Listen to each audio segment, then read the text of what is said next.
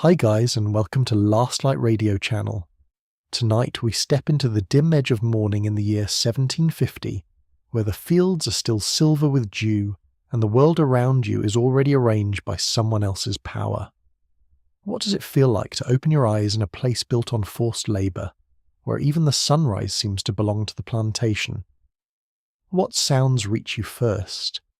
The low rustle of straw, a cough in the dark, the far cry of birds waking over the trees, or the careful footsteps of people who know the day will ask everything from them.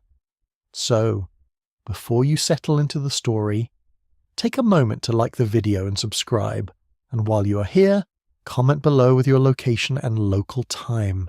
Now, dim the lights, and let yourself wake inside a rough cabin before dawn. When the air is cool against your skin and the smoke from last night's fire still clings to the walls like an extra blanket nobody asked for, you rise slowly because the floor is hard, the bedding is thin, and sleep never quite feels complete. The cabin is dark except for a faint grey line at the door. You can smell ash, damp wood, and old cloth. Somewhere close beside you, someone shifts and sighs. Somewhere, farther off, a baby gives a short cry and then settles again. The whole row of cabins seems to breathe together in those early moments, as if every person inside is gathering strength for a day already waiting outside. You are living in plantation country during a time of expansion, when land seems to stretch wider each season and the demand for labour rises with it. In the Chesapeake, tobacco still rules many estates. Farther south, rice and indigo bring wealth to planters who boast of progress while measuring human lives as property. The year is 1750, and for black Americans in British North America, that means a world shaped by laws that bind freedom shut with cold precision. Some people around you are born in Africa and carry living memories of places across the Atlantic. Others were born on American soil and know the plantation as the first world they ever touched. The cabin walls are made of logs or rough boards, patched where they can be patched, open where they cannot. In winter, wind finds every weakness. In summer, heat settles inside like a stubborn visitor. Historians agree that housing for enslaved people varied from colony to colony. Yet most descriptions point to cramped quarters with little privacy and few comforts. Even this simple fact has arguments around it, because records were often written by owners who preferred to describe themselves as practical and benevolent. That word, benevolent, does a lot of heavy lifting for men who profit from hunger. Funny how that works. You sit up and pull on what clothing you have. The fabric feels coarse against your arms. Linen shirts, wool in colder places, simple garments worn thin by labour and washing. Shoes may exist, though not always in good condition, and some go without them altogether. The touch of earth outside can be cold, muddy, gritty, or sharp. Every season has its own opinion about your feet. None of those opinions are especially kind. Before the light strengthens in them, movement begins around the cabins. A door creaks open, then another. Quiet voices start low. Not because people have nothing to say, but because morning belongs to caution. You hear the clink of a pot, the scrape of wood, the soft murmur of a mother waking a child. Smoke rises from a few cooking fires where food can be prepared quickly. Cornmeal is common, so are leftovers stretched as far as possible. Sometimes there is salted meat or fish, sometimes not. Sometimes gardens supplement rations with beans, greens or sweet potatoes, though much depends on the region and on what small opportunities people can secure. The smell of boiling cornmeal is plain and familiar. It fills the air with a warm, earthy scent that carries little promise of pleasure, yet it means the body may keep going. You eat because work is coming, not because breakfast is a celebration. That said, human beings are experts at making room for small grace, a shared spoonful, a quick joke, a hand on a shoulder, a child licking the last bit from a wooden bowl with great seriousness, as if performing a sacred duty, which, in a way, is exactly what breakfast is in such a place, a small defence against the day. The plantation is not only a workplace, It is a controlled landscape. The big house sits where it can be seen, often on higher ground, with paths, work yards, storage buildings, barns, kitchens, smokehouses, and fields arranged into a system of surveillance and output. Every structure teaches a lesson about rank. The owner's home may have glass windows, polished furniture, and imported goods that smell of wax, tea, and fine cloth. The cabins smell of sweat, smoke, and survival. Architecture can be very smug when it wants to be. By first light, the overseer or driver may already be present. The exact structure of authority differs by plantation. On some estates, white overseers direct the work closely. On others, black drivers, themselves under coercion, are ordered to push gangs into motion. Power descends in layers, each one designed to keep labour moving and resistance difficult. You feel it before you hear it fully, in the stiffening posture of people around you, in the way conversation thins as attention turns outward. Morning sounds sharpen now. Chickens scratch. Insects buzz near the edges of the yard. Wheels creak from a cart somewhere beyond view. Voices call across the half-light. Metal strikes wood. Dogs bark. The plantation wakes not gently but mechanically, each sound locking into the next. If the crop is tobacco, there will be hoeing, planting, topping, worming, cutting, curing, sorting. If rice, then the labour may be in flooded fields, ditches, embankments, and water management so punishing that disease thrives beside the crop. Malaria and other fevers haunt the low country. The wealth of rice plantations depends on expertise drawn in part from West African knowledge of cultivation. That is a mainstream historical truth often stated plainly. Yet even scholars still debate how directly specific agricultural methods were transferred and adapted in different regions. You step into the morning yard and the air touches your face with a chill that will not last. The sky lightens from slate to pale blue. Breath hangs briefly before fading. Around you, bodies move with practiced economy. No one wastes motion. You carry tools if tools are assigned. Hoes, baskets, knives, depending on the task. Wood handles are smooth in some places from repeated use and splintered in others. Your hands know both textures well. For many enslaved people, time itself is not their own. Bells, horns, or shouted commands can divide the day into its demanded parts. The labour begins early because the plantation wants every possible hour from the sun. In some regions, especially on large plantations, records show complex work rhythms that varied by season. Summer lengthens the burden, harvest intensifies it, rain changes it but rarely softens it. A muddy field is still a field, and someone still expects production. Yet plantation life in 1750 is not identical everywhere. In the Chesapeake, tobacco plantations range in size, and enslaved workers may be distributed across smaller holdings as well as large estates. In South Carolina and Georgia, rice and indigo plantations can involve larger black populations and different labour systems. Historians continue to argue over how much autonomy existed under task systems compared with gang labour, since formal structure on paper often hid harsh supervision in practice. A narrow space for self-directed time is not the same thing as freedom. Still, those distinctions matter deeply in everyday life. As you walk toward the fields or work yard, the ground is wet with dew. Grass brushes your ankles. The smell of river mud or turned earth rises in the cool air. The horizon glows faint gold now, and birds call from the trees with complete indifference to human law. Nature does that sometimes.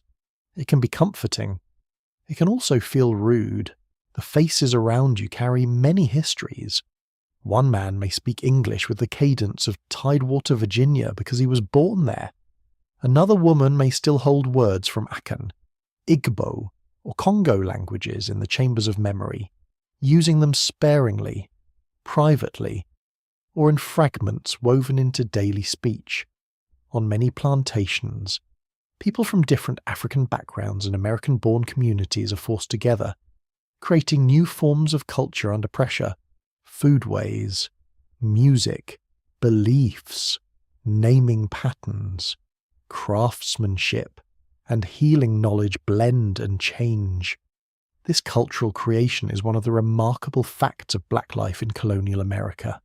It happens under conditions no one would choose, yet it happens with force and ingenuity all the same. A quirky detail survives in scattered records and archaeology. Some enslaved people wore charms, beads, shells, coins, or small protective objects hidden in clothing or kept in cabins. These items may have carried spiritual meaning, family memory, or simple personal value. A bead can be a prayer, a shell can be a map of home, a coin can be a stubborn little refusal to become only what the plantation says you are. Scholars do not always agree on how to interpret such finds. Was an object sacred, decorative, medicinal, or all three at once?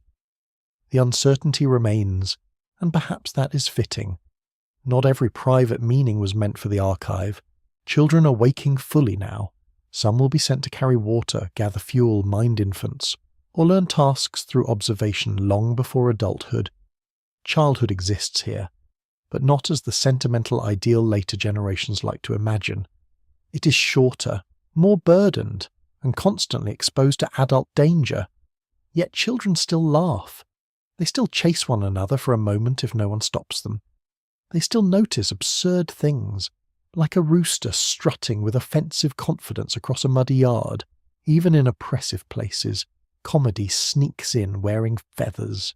As the sun finally lifts, colour returns to everything. Red clay, brown wood, grey smoke, green leaves, the worn blue or undyed cloth on someone's back. Light reveals the plantation more clearly, and clarity is not always merciful. You can now see the distance to the fields, the size of the work ahead, the watchful figures who will count effort more carefully than suffering. The day has opened. There is no pretending otherwise, and still, beneath the pressure, you sense the quiet discipline that keeps people going. Someone hums under their breath. Someone shares a look that carries more comfort than a speech.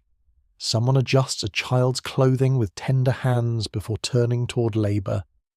Those gestures matter. They are not dramatic. They are not recorded in ledgers, but they are part of what life was like, just as surely as crops and punishments and market prices were.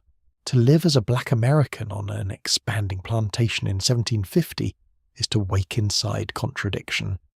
You're surrounded by a system that tries to reduce human beings to labouring bodies, yet everywhere around you are signs of thought, memory, skill, humour, affection, and judgment.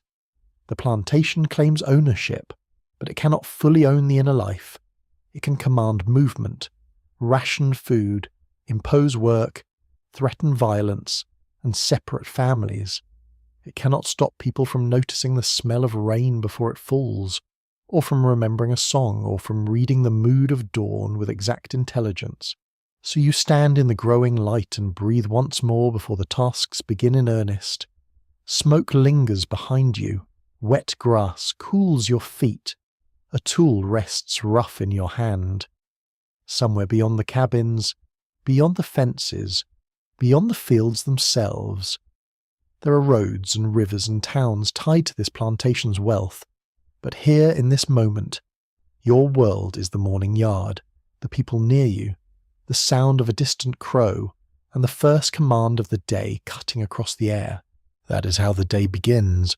The day settles over the plantation with a slow, tightening grip, and now you are fully inside its machinery. The softness of dawn is gone. In its place comes the plain reality of labour measured by land, season, and profit. The fields stretch out in long rows that seem almost orderly from a distance, though up close they are a world of mud, insects, roots, sweat, and constant command. You walk into them with others, each person carrying the knowledge that the crop does not care how tired you feel. and neither does the system built around it. In 1750, expanding plantations in British North America are not simply growing more food for local mouths, they are feeding a transatlantic economy. Tobacco from the Chesapeake fills barrels bound for distant markets. Rice from South Carolina travels outward as luxury and staple at once.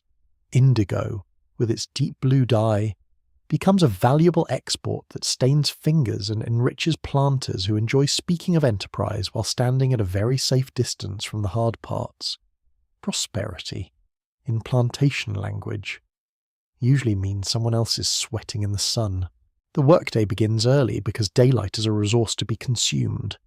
In gang labour systems, common on many tobacco plantations and elsewhere, people work together under close supervision, paced by the strongest and hardest driven among them.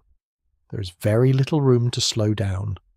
The movement of one body affects the rhythm of all the others. You bend, lift, hoe, clear, carry, and repeat until the motions begin to feel automatic. The soil presses against your feet. The tool handle rubs your palms.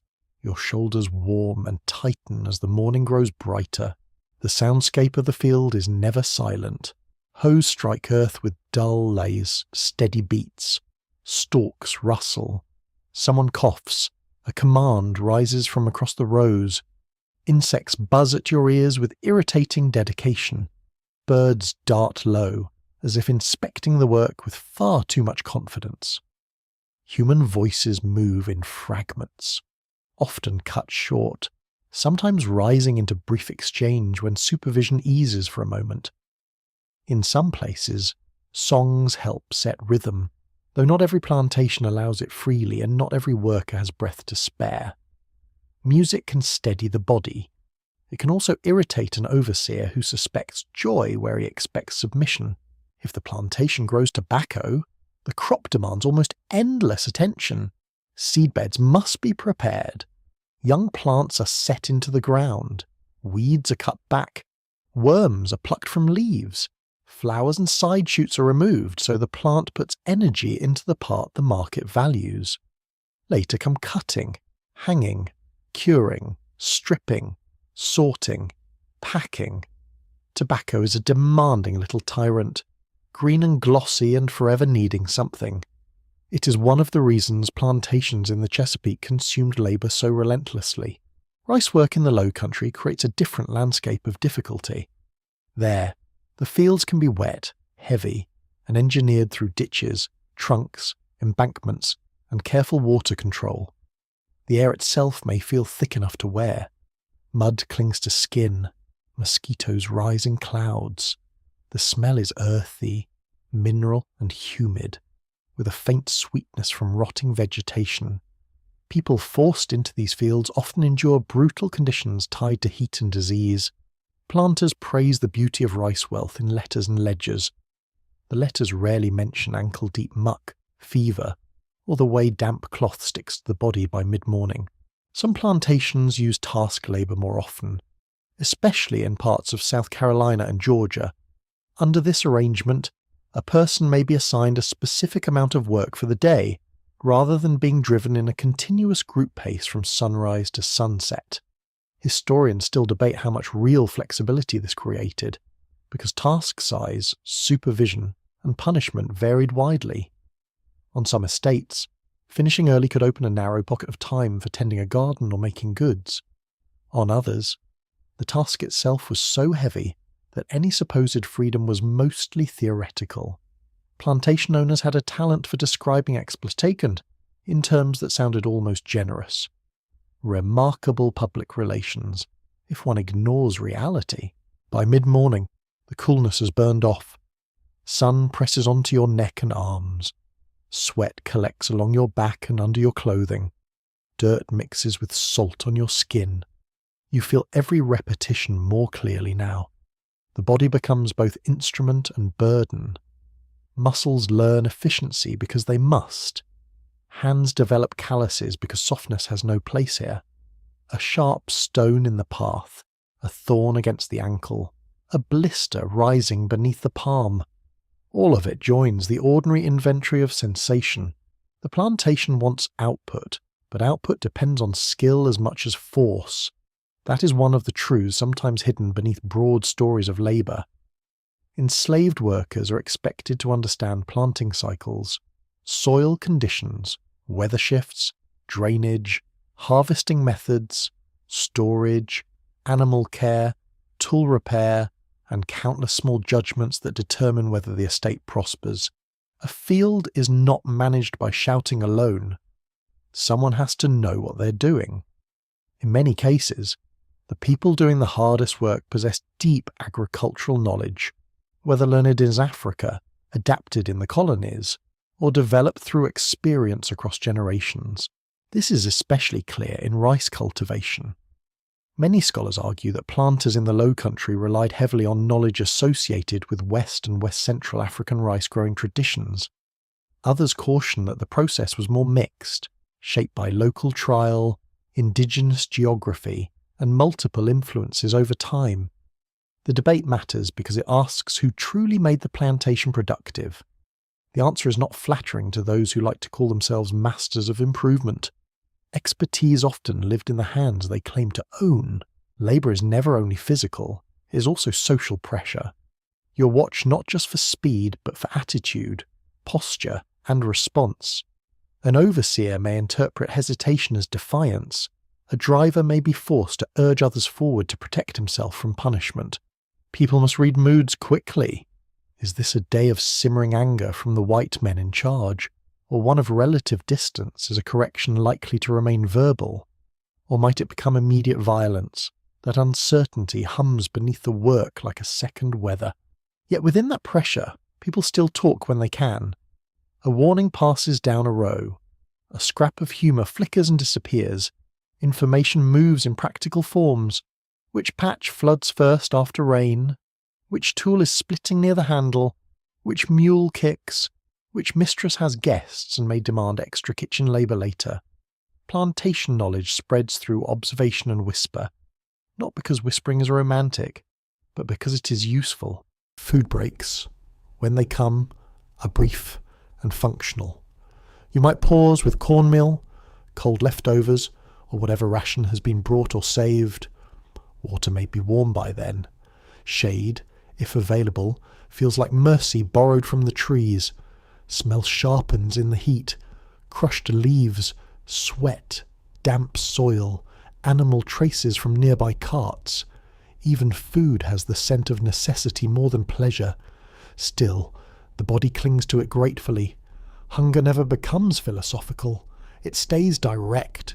Children and older people are not absent from plantation labour.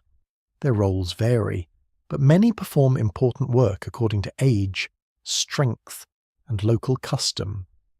Children may scare birds, fetch water, gather fuel, carry messages, or help with lighter field tasks until the definition of lighter becomes almost absurd. Older people may supervise children, process crops, mend clothing, prepare food, or do skilled work when heavy field labour becomes harder. Plantations try to squeeze use from every stage of life. Efficiency, again, is just another word wearing a polished coat over something cruel.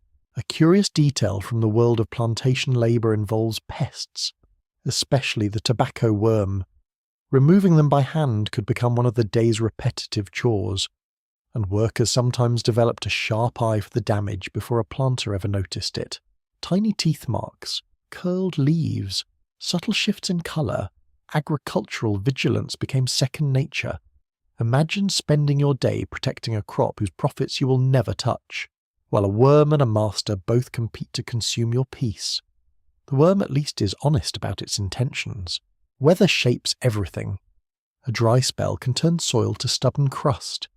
Too much rain can choke roots or delay work while increasing the misery of moving through mud. Thunderclouds build fast in some regions, darkening the sky with theatrical confidence. Wind moves over the crop in ripples. The smell changes just before rain, cooler and metallic. For a brief moment the field may feel almost beautiful, and that beauty does not cancel the coercion beneath it.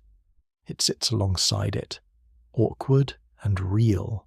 There are no neat boundaries between labour and punishment because the threat of punishment organises labour from the start. A missed row, a broken tool, a perceived delay, a word answered in the wrong tone. Any of these can draw harsh response. Plantation records sometimes reduce such moments to tiny notes, as though suffering were an accounting category like rope or nails. That dryness in the archive hides a daily atmosphere of fear that workers had to navigate constantly. Historians continue to dispute how much planters exaggerated discipline in some records to perform authority for other elites, but no serious reading makes the system look mild. The labour also ties black Americans to wider networks they may never see directly. Ships, merchants, insurers, factors, creditors, and consumers all stand somewhere beyond the horizon of the field, connected by cargo and capital.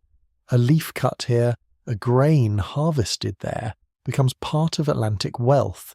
In London or Bristol or Charleston or Williamsburg, someone may discuss quality, prices, duties, and credit lines while you're bent over under the sun. That is one of the defining realities of plantation expansion. Local pain produces distant comfort. Still, people are not merely acted upon, they make judgments every day. How to pace breath, how to preserve strength, how to help another person with emotion disguised as routine, how to hide exhaustion long enough to avoid notice, how to save a fragment of food, how to carry private thought through public labour. These are not grand gestures. They are the minute strategies that let a person remain a person in a setting designed to flatten individuality into output. By afternoon, the light can feel almost white. Everything blurs at the edges from heat and repetition. Time stretches strangely. Minutes can drag. Hours can vanish. The body continues because stopping is not permitted. Dust rises where the ground is dry. Mud sucks at the feet where it is wet. Hands ache with a pulse of their own. The smell of crushed tobacco leaf may cling bitter and green to the air. Indigo processing, where it occurs, brings vats and fermenting odours that can be sharp and unpleasant. A reminder that profitable colours are not born in elegance. Not everyone on a plantation is in the same field, and not every field hand performs identical work. Gender, age, skill, season, crop, and local practice all shape assignments. Even so, the broad truth remains: expanding plantations narrow the lives of the people forced to sustain them. More acreage means more labour demanded. More market opportunity means tighter discipline. More wealth for owners often means fewer margins for rest among the enslaved. Expansion sounds grand when printed on paper. In practice, it often feels like the rue in front of you getting longer. As the day leans onward, you carry with you the knowledge that labour is not only toil, but evidence. Every plant tended, ditch cleared, basket filled, or bundle tied proves the central lie of the plantation. It pretends that owners create wealth through command alone, but the field says otherwise. The field reveals whose hands know the soil, whose backs bear the load, whose judgment keeps the crop alive, and whose bodies pay the daily price. So you keep moving through the heat and the ordered rows, feeling the rough handle in your grip and the deep pull in your shoulders. Around you, the plantation expands in all the ways that matter to the people who profit from it. But within the field itself, what you feel most clearly is not the owner's ambition. It is the pressure of the sun, the sting of sweat in the eyes, the sound of tools biting earth, and the steady labour of human beings made to carry a world that refuses to name them as its makers. When the labouring hours loosen their grip and people return from the fields, the cabins gather them back without ever quite welcoming them. Home is too generous a word for a place built with so little care, yet this is where evening life must happen.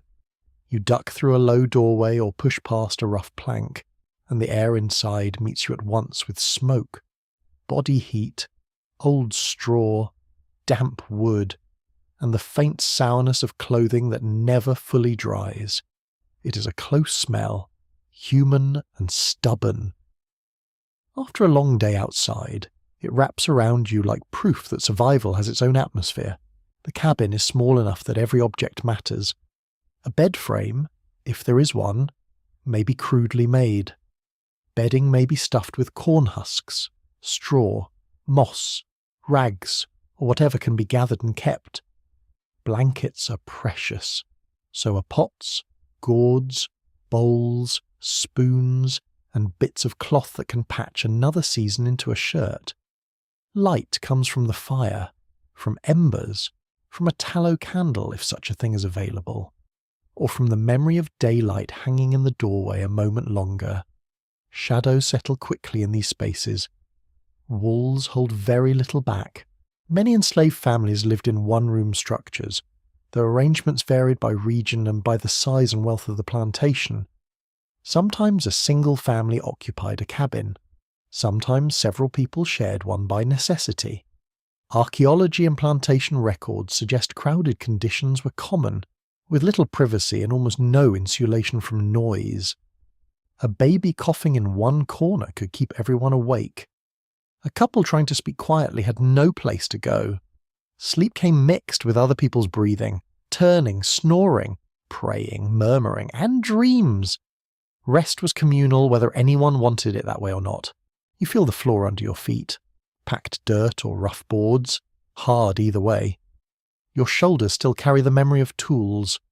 Your palms have that warm, stinging heaviness that arrives after repetition. There is no soft chair waiting for you, no scented bath, no poetic little slice of leisure with a lute in the background. Plantation evenings are less romance, more smoke and practical thinking. What is left to eat?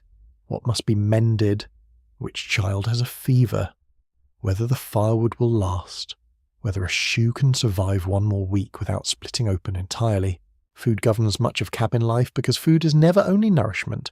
It is arithmetic, worry, and skill. Rations on plantations often included cornmeal, perhaps some salt pork, herring, or other preserved food, depending on location and the owner's practices. Enslaved people often had to supplement these provisions through gardening, fishing, trapping, gathering wild plants, or raising small animals when allowed. The difference between a merely meagre diet and outright hunger could depend on these efforts. A patch of greens, a handful of peas, a fish pulled from a creek, all could matter enormously. The smells of evening cooking are plain but powerful. Cornmeal thickening in a pot, greens softening with a bit of fat if any can be spared, smoke curling up and catching in the throat. Sometimes there is sweetness from roasted sweet potatoes or from cane products in certain regions. Sometimes there is only the earthy scent of food trying its best. You stir, scrape, divide, and stretch. Meals are built from patience as much as ingredients. A pot can be made to feed more people than it has any right to feed, though it rarely performs miracles. You learn to notice texture because texture decides comfort.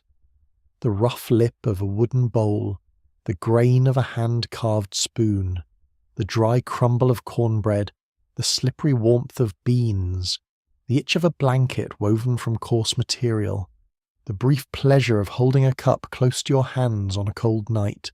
Such details become precious because luxury has been reduced to manageable size.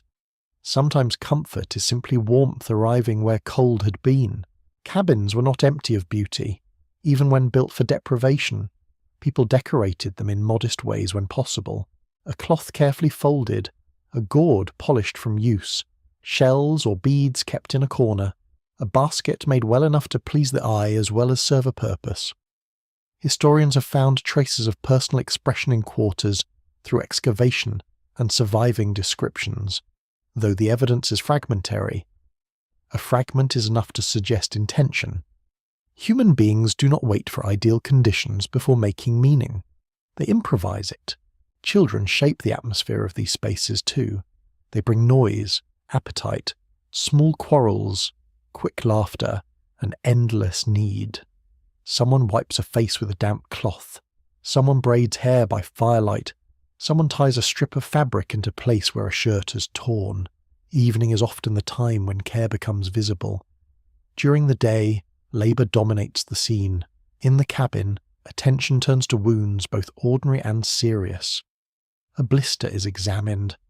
An aching back is rubbed. A cut is washed if water is available. A child is quiet for too long and everyone notices. Illness was a constant presence in plantation life. Enslaved people faced poor diet, exhausting labour, inadequate clothing, harsh weather, and exposure to disease, all of which weakened the body. Medical treatment, when offered by owners, was often inconsistent and shaped more by preserving labour value than by compassion. Yet healing knowledge also lived within black communities. Herbal remedies, poultices, steaming, teas, and practical experience were shared and adapted across generations. Some remedies drew on African traditions. Others came from Native American knowledge, European ingredients, colonial conditions, or blends of all three. Historians still disagree about how widely specific remedies travelled and how much can be confidently traced to one source. But the evidence for community-based healing is strong. A curious little detail appears in some accounts of enslaved quarters. Broken ceramic pieces, glass, shells, and small objects were sometimes repurposed in clever ways, from makeshift tools to ornaments to children's playthings. Nothing useful was wasted if it could be helped. A chipped plate might become a scraper, a bit of wire might mend something important, a smooth pebble might become a toy, a charm, or simply a treasured object because a child liked the way it fit in the hand. Wealthy people call this ingenuity when they admire it from a distance. Up close, it is just necessity wearing a determined face. Conversations in the cabin move differently from speech in the field. They can be lower, freer, and more layered. News passes among adults, who was sold from a nearby plantation, which mistress is visiting kin, whether a trader has been seen on the road, whether there may be extra work coming with harvest, guests, or repairs. Information is protection where protection is possible. You do not need parchment and wax seals to understand politics. A whispered rumour can carry enough weight to keep a person awake. Language itself inside the cabins can hold several worlds at once. English dominates plantation management, but among black communities, speech patterns develop with local flavour and with traces of African grammar, rhythm, and vocabulary. On some plantations, especially where more African-born people lived, multiple languages might still be heard in fragments or fuller conversation. In the Low Country, creolized forms would eventually become more fully established. In 1750, many communities are in the middle of such cultural creation. Words travel, bend, survive, and change. That may sound abstract until you hear a lullaby, a proverb, a joke, or a warning that only makes full sense within the community speaking it. Food preparation can also carry memory. One person pounds corn with a rhythm learned from elders. Another seasons a dish in a way that marks family habit. Rice, okra, yams, beans, greens, peanuts, and other ingredients move through Atlantic histories that are larger than any one plantation. Some crops had African connections, some arrived through trade and adaptation. Some were grown in gardens beside cabins with care that was almost tender. Scholars continue to debate the exact pathways by which certain foods and cooking methods spread among enslaved populations in British North America. But there is little doubt that black culinary knowledge shaped what people ate across the colonies. Even very simple meals could hold long memory. Touch becomes especially important at night because the world is so harsh. A hand on a forehead, fingers working through tangled hair, a baby tucked against a chest, a shoulder leaning briefly against another shoulder. These are quiet acts, but they build emotional shelter inside a system that tries to deny emotional life. Families, whether formed by blood, marriage, partnership, or broader kin ties, create bonds that the plantation cannot fully understand. It values reproduction and inheritance in cold economic terms. It has much less insight into love. Of course, the cabins are not always gentle places. Exhaustion can sharpen tempers. Hunger breeds impatience. Crowding brings friction. Grief enters with people and does not politely wait outside. A small argument can spark over food, noise, a borrowed object, a child's mischief, or the simple fact that bodies under pressure sometimes snap. Yet even conflict says something important.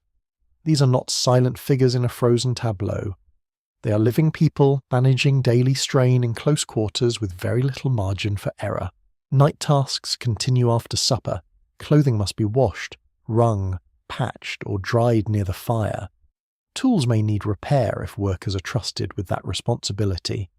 Baskets are woven, rope is twisted, shoes are examined with discouraging honesty. Gardens may require attention at the edges of day. Some people perform extra labour for the plantation itself after field hours, especially during busy seasons. The idea of resting once the sun goes down is charming in theory. Reality keeps handing out chores. There is also the matter of vermin. Cabins often hosted lice, fleas, mosquitoes, rats, and other unwelcome companions. Straw bedding could shelter all kinds of tiny society. A person might finally lie down only to discover that the night intends to bite back. Records from the period not shy about mentioning insect misery when white observers wish to dramatise rough conditions, though they become oddly less poetic when discussing who caused those conditions. Strange omission, still. There are moments of softness. Someone hums while stirring the pot. Someone tells a child an animal tale, perhaps about a clever rabbit or a trickster figure who survives by wit. Such stories have deep roots in African and African American oral tradition. In 1750, many of them circulate in spoken form, changing with each teller. The point is not only entertainment. Stories teach caution, humour, and strategy. A small creature outsmarting a larger one has obvious appeal in a world where power is so unevenly arranged. Firelight changes faces, it rounds cheeks, deepens shadows, and softens the rough edges of the room. For a little while, the cabin becomes its own universe, separate from the plantation yard outside. Not free, never free, but inward. You hear spoons against bowls. You hear the low crack of wood in the hearth. You hear the wind slip through a gap in the wall and move the smoke a little sideways. Smell, sound, and warmth mix together until the room feels held by breath itself. Some enslaved people kept small possessions hidden or carefully guarded. A scrap of paper, a sewing needle, a bed necklace, a pipe, a knife if permitted, a gourd container. Personal objects could serve practical, emotional, or spiritual roles all at once. Historians still argue about the meaning of certain finds in slave quarter sites, especially items placed under floors or near doorways. Were they protective charms, memorial acts, religious objects, or ordinary storage? The uncertainty matters because it reminds you that not all inner life leaves a clear label behind. As sleep approaches, bodies settle where they can.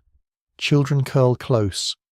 Adults stretch out carefully, measuring the available space with tired precision. The air cools a little unless summer refuses. You feel the ache in your legs pulse more clearly now that movement has stopped. Your hands smell faintly of smoke and earth. Your clothes hold the day in them. So does your skin. Outside, dogs bark in the distance. Somewhere a night insect sings with annoying confidence. Somewhere else, a person coughs once, then again. In a place designed to ration comfort, the cabin becomes the site where people manufacture it for one another in small, stubborn measures. A better meal than the ration alone would allow. A patched garment that lasts another month. A cleaned wound. A shared story. A song under the breath. A place made as warm as possible with little to work with. None of this removes the cruelty of plantation life. It shows how people lived within it, without surrendering every habit of care. So you lie down in the closeness of the room, listening to the last low voices fade and the fire settle into embers. The walls are rough, the bedding is thin, the hunger may not be entirely gone. Yet around you there remains the evidence of labour transformed into survival, and of survival transformed into something almost tender. In the dark, with smoke in the rafters and warmth pooled near the hearth, that small tenderness is no small thing at all. Love survives here in a tense, watchful form. It does not stroll freely across open ground with flowers in its hand. It moves carefully, often in low voices, through cabins, paths, workyards, and stolen evening moments. On an expanding plantation, in 1750 family life for black Americans is never private from power. The system reaches into courtship, marriage, parenthood, and kinship with the cold confidence of someone who believes everything can be priced. Yet people still build bonds, claim one another, and make promises in a world that keeps trying to interrupt them. A mother wakes before daylight and already thinks in two directions at once. One part of her mind goes to the day's labour, another goes to her children. Are they warm enough? Is the baby still feverish? Has the older one eaten enough to last until noon? Will someone reliable be near them if she's sent farther out? Care begins before speech. It lives in the hand checking a forehead, in the quick adjustment of a cloth, in the saved bite of food set aside without ceremony. Family work is work, though the plantation has no honest way to count it. Fathers, too, carry a tense burden of protection within circumstances that constantly deny them authority. A man may guide, teach, comfort, discipline, joke, and provide what little he can through garden labour, fishing, repair work, or small acts of planning. Yet he knows the law does not recognise his family ties in any secure way. His partner can be sold, his children can be sold, he can be hired out, moved, punished, or transferred by inheritance. The emotional cruelty lies partly in that sharp contradiction. You're expected to love deeply and care responsibly while knowing that legal power sits elsewhere. Smug and well-fed.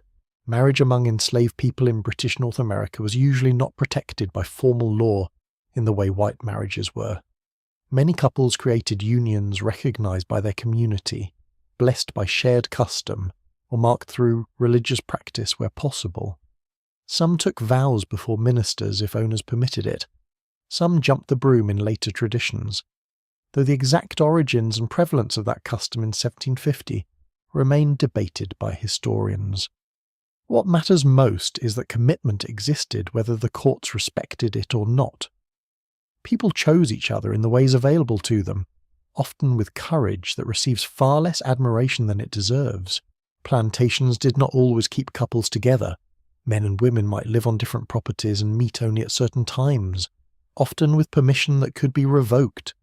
This created what later scholars sometimes call abroad marriages, though the phrase sounds far tidier than the lived reality. Imagine measuring love by walking distance, by the moods of overseers, by whether a pass is granted, by whether the road is safe, by whether your partner is still there when you arrive. Nothing says romance like bureaucracy and terror travelling together. Children grow up inside this uncertainty. They learn quickly who belongs to whom emotionally, even when the plantation tries to blur those ties into inventory. They know whose lap is safest, whose voice settles fear, which older sibling can tie a headcloth best, which auntie, by blood or by affection, will slip them an extra bite of food. Kinship often extends beyond the narrow nuclear family because it has to. Grandparents, older children, cousins, fictive kin, and unrelated adults all help sustain young lives. Community becomes a net woven under constant strain. The threat of sale hangs over everything. Debt, death, inheritance, relocation, or planter whim can split families without warning. An owner may speak of efficient management while deciding that a child is marketable, or that a man should be sent elsewhere, or that a woman with several children represents both labour and reproductive value. Those phrases sound monstrous because they are, the slave market turns attachment into vulnerability, then profits from it. The terror is not only in the moment of separation, It is in the ongoing knowledge that separation is always possible. You can hear that fear in the quiet questions people ask. Has anyone seen a trader nearby? Did the owner mention settling accounts? Why was that stranger speaking with the overseer? Why were names written down? Rumour has real weight in plantation life because rumour may become reality by morning. News travels through whispers, glances, changes in tone. A child notices adults speaking more softly than usual. A woman folds clothing more carefully, as if order might guard against chaos. A man steps outside and stands still for a moment too long. Bodies know dread before words arrange it. And yet family life is not only fear, it contains laughter, teaching, mischief, tenderness, and ordinary routine. A child may be shown how to braid fibres, carry water without spilling, listen for weather, or spot when food is burning by smell alone. A parent teaches not only skills but social reading. Do not speak that way near him. Stay close to her. Carry this to your sister. Say nothing about what you heard. Survival education begins early because childhood cannot afford much delay. Naming carries special meaning. Some children are given names that reflect family memory, African inheritance, Christian influence, local custom, or the owner's interference. Sometimes more than one name exists, one used publicly and another within the community. Historians continue to debate how common dual naming practices were in different regions. Since the written record catches mostly what planters or officials bothered to record, but names clearly mattered as carriers of identity, relation, and hope. To call a child by a cherished name in a harsh place is to insist that the child is more than labour waiting to happen. Touch tells its own story inside families. A mother's hand smoothing a child's hair, a father lifting a sleepy toddler from the hearthside, siblings sharing warmth under one blanket, a grandmother rubbing aching legs after a day of work. These gestures are practical, but they are also emotional language. Where privacy is scarce, affection often appears in brief, efficient forms. It does not become less meaningful for being quick. Sometimes the quickest touch says the most. There were births in these communities, of course, and birth carried both joy and danger. Enslaved women faced pregnancy under conditions of labour, inadequate rest, uncertain nutrition, and exposure to violence. Some owners wanted children born because they increased property value, a fact so cold it almost stops the breath. But for families themselves, a birth could mean wonder, relief, anxiety, and fierce attachment all at once. Midwives and experienced women often played essential roles during childbirth and recovery. Their knowledge could be extensive, shaped by practice, herbal understanding, and community trust. Scholars still argue over how much white medical writing captured or distorted black women's birthing expertise, which is not surprising since the archive often manages to miss the most competent people in the room. Infant care required constant improvisation. A mother working in the field might have little time with her baby during the day. Another woman, an elder, or an older child might help watch the infant. Nursing, feeding, soothing, and carrying all had to fit within labour demands set by others. A crying child could be a simple fact of life or a source of danger if it irritated the wrong listener. Even sleep could feel strategic. When can the baby rest? When can the mother rest? The answer is often unsatisfying for everyone involved. Older children occupied an uneasy space between dependence and usefulness. They were loved, taught, corrected, and protected as much as conditions allowed. But they were also drawn steadily into work. A little girl may mind younger children, gather fuel, or help prepare food.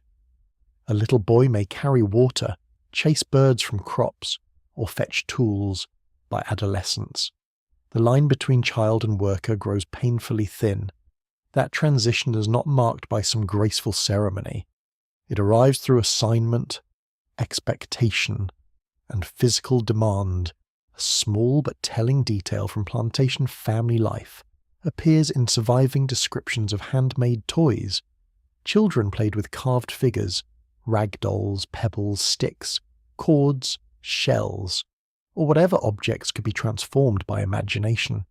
A doll made from scraps might carry more tenderness than any expensive purchase in a city shop. A spinning top fashioned from bits of wood could make a child laugh after a brutal day. Play persists even where adults have little reason to trust the world.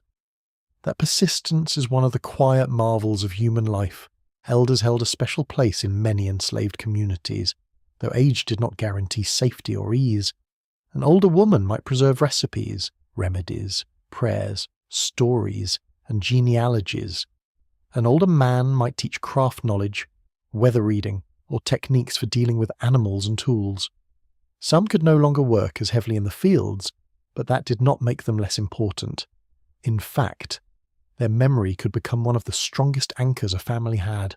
A person who remembers names, places, births, and losses carries a map no overseer can draw. Religion sometimes shaped family bonds as well.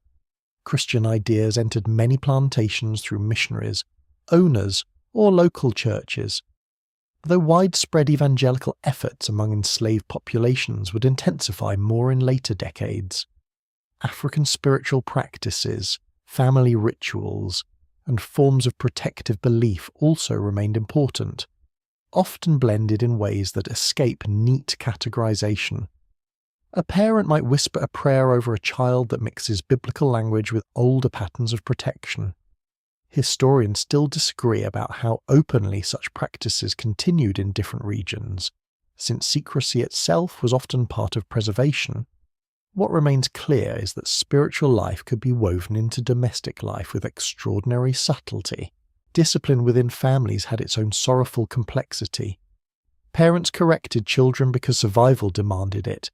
Speak carefully, move quickly, do not wander, do not answer back, do not let them see you with that object, do not forget what I told you. Such warnings are not merely about manners, they are defences against a violent social order. A child may feel the sharpness of a parent's tone without yet understanding the larger fear behind it. Love in such a setting sometimes sounds stern because danger is listening. The plantation, meanwhile, notices family only when family serves profit or threatens control. Owners may encourage pairings they think will increase births. They may ignore established bonds if sale promises cash. They may punish one person in view of relatives to deepen fear. They may distribute clothing or rations by households simply for convenience, then congratulate themselves for recognizing domestic life. Systems of domination are often very pleased with their own crumbs. Still, families carve out meaning in the middle of this.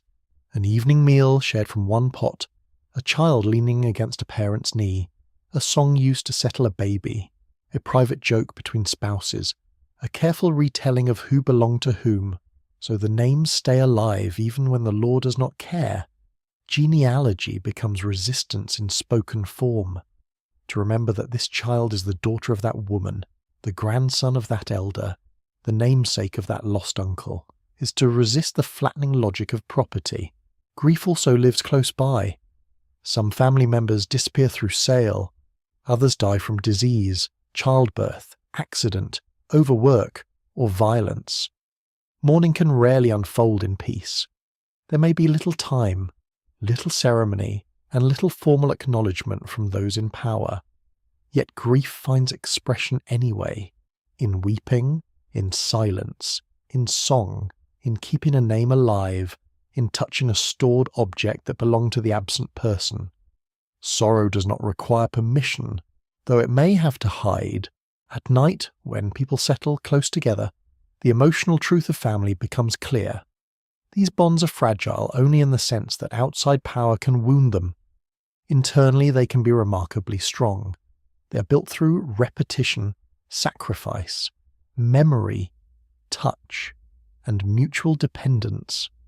They survive in crowded cabins, across separate plantations, through births and losses, through laughter and dread. They are never secure, but they are real.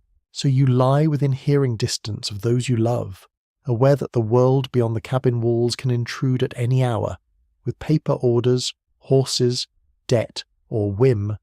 Yet inside that uncertainty, people keep choosing one another. They keep feeding, teaching, soothing, warning, and remembering. The plantation may reduce human ties to entries in an account book, but family life refuses that language. It speaks instead in names, hands, voices, and the fierce daily labour of not letting one another disappear. Not every form of forced labour unfolds under the open sky. Beyond the long fields, the plantation runs on a crowded world of specialised work, repetitive tasks, hurried orders, and constant adaptation. The estate may look simple from a distance, one grand house, some outbuildings, and a wide sweep of land. But up close it behaves like a rough little industrial village. Someone must cook, someone must mend, someone must cut timber, shape barrels, tend animals, carry water, clean rooms, build fences, repair carts, pound grain, wash linen, and keep the whole place moving. The plantation likes to pretend that wealth rises naturally from the soil. In truth, it rises from 1,000 human tasks, most of them unseen by the people eating well at polished tables.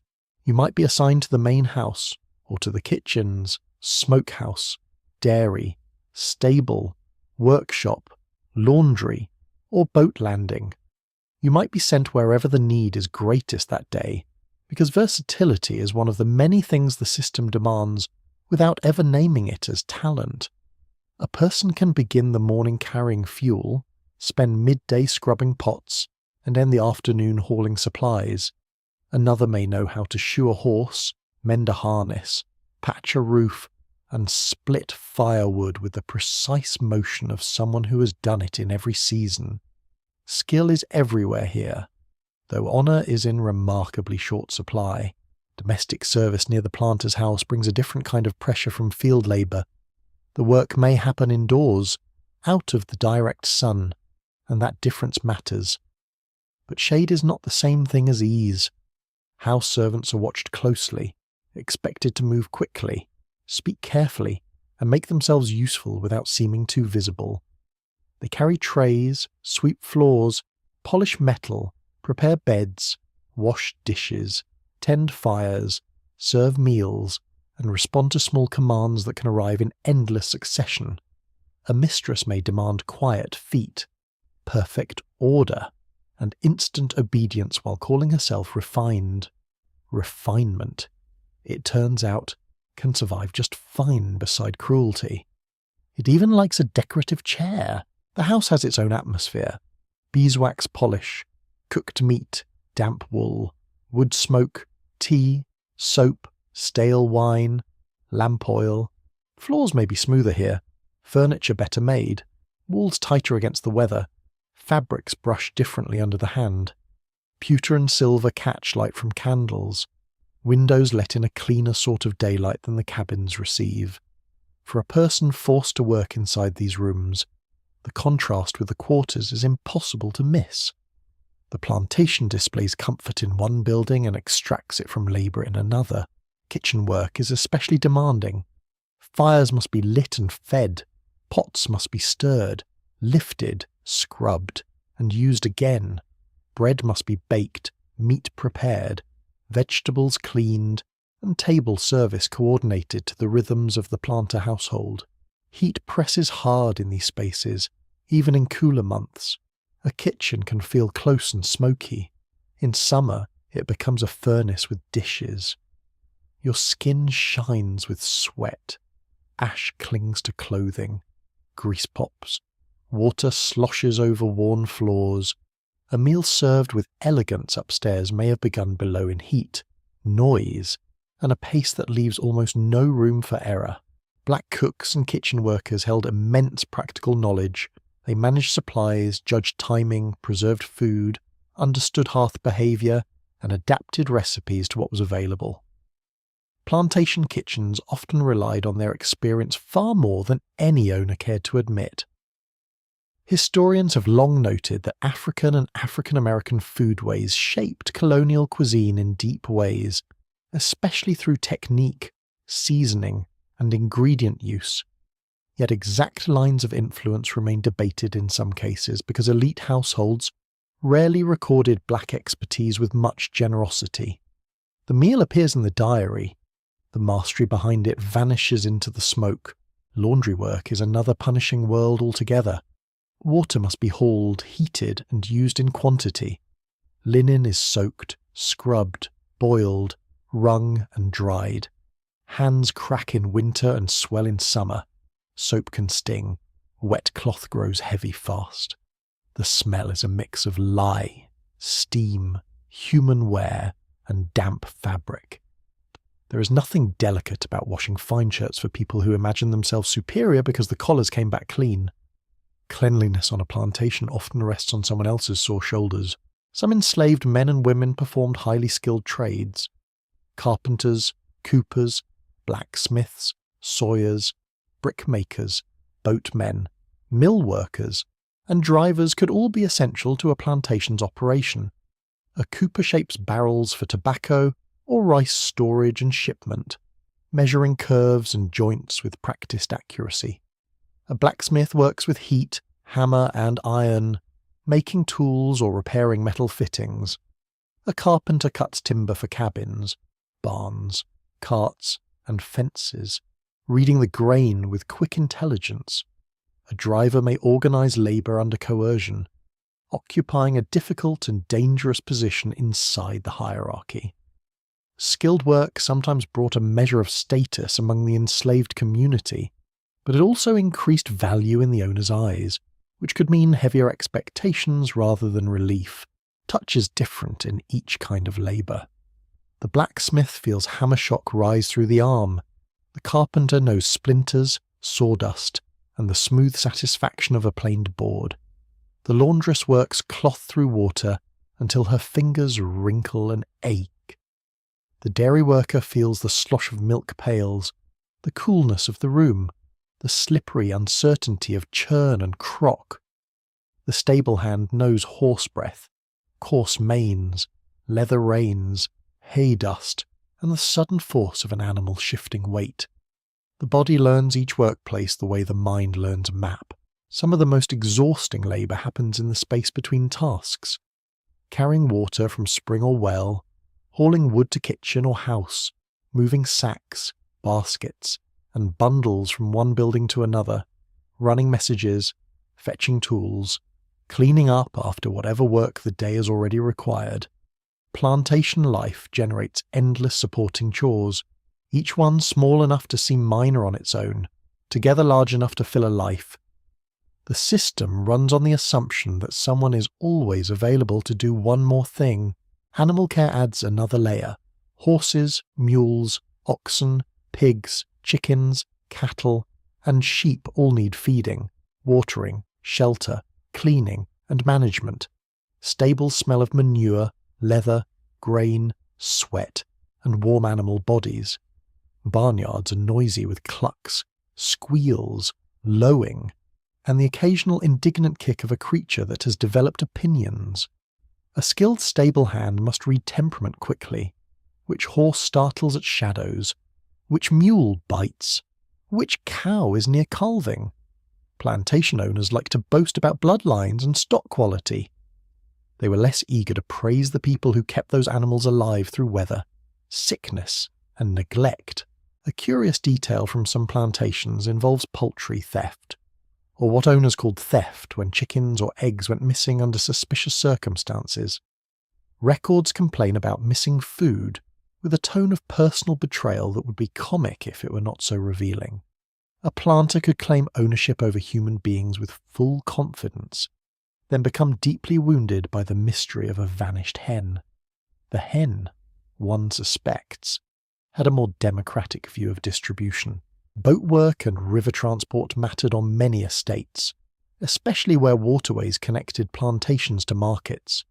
Enslaved boatmen ferried goods, guided flatboats, handled canoes, loaded barrels, and moved supplies through creeks and rivers. This work required local knowledge of currents, shoals, weather, and landing points. Water labour could be dangerous but sometimes allowed mobility beyond the immediate plantation in ways field work did not.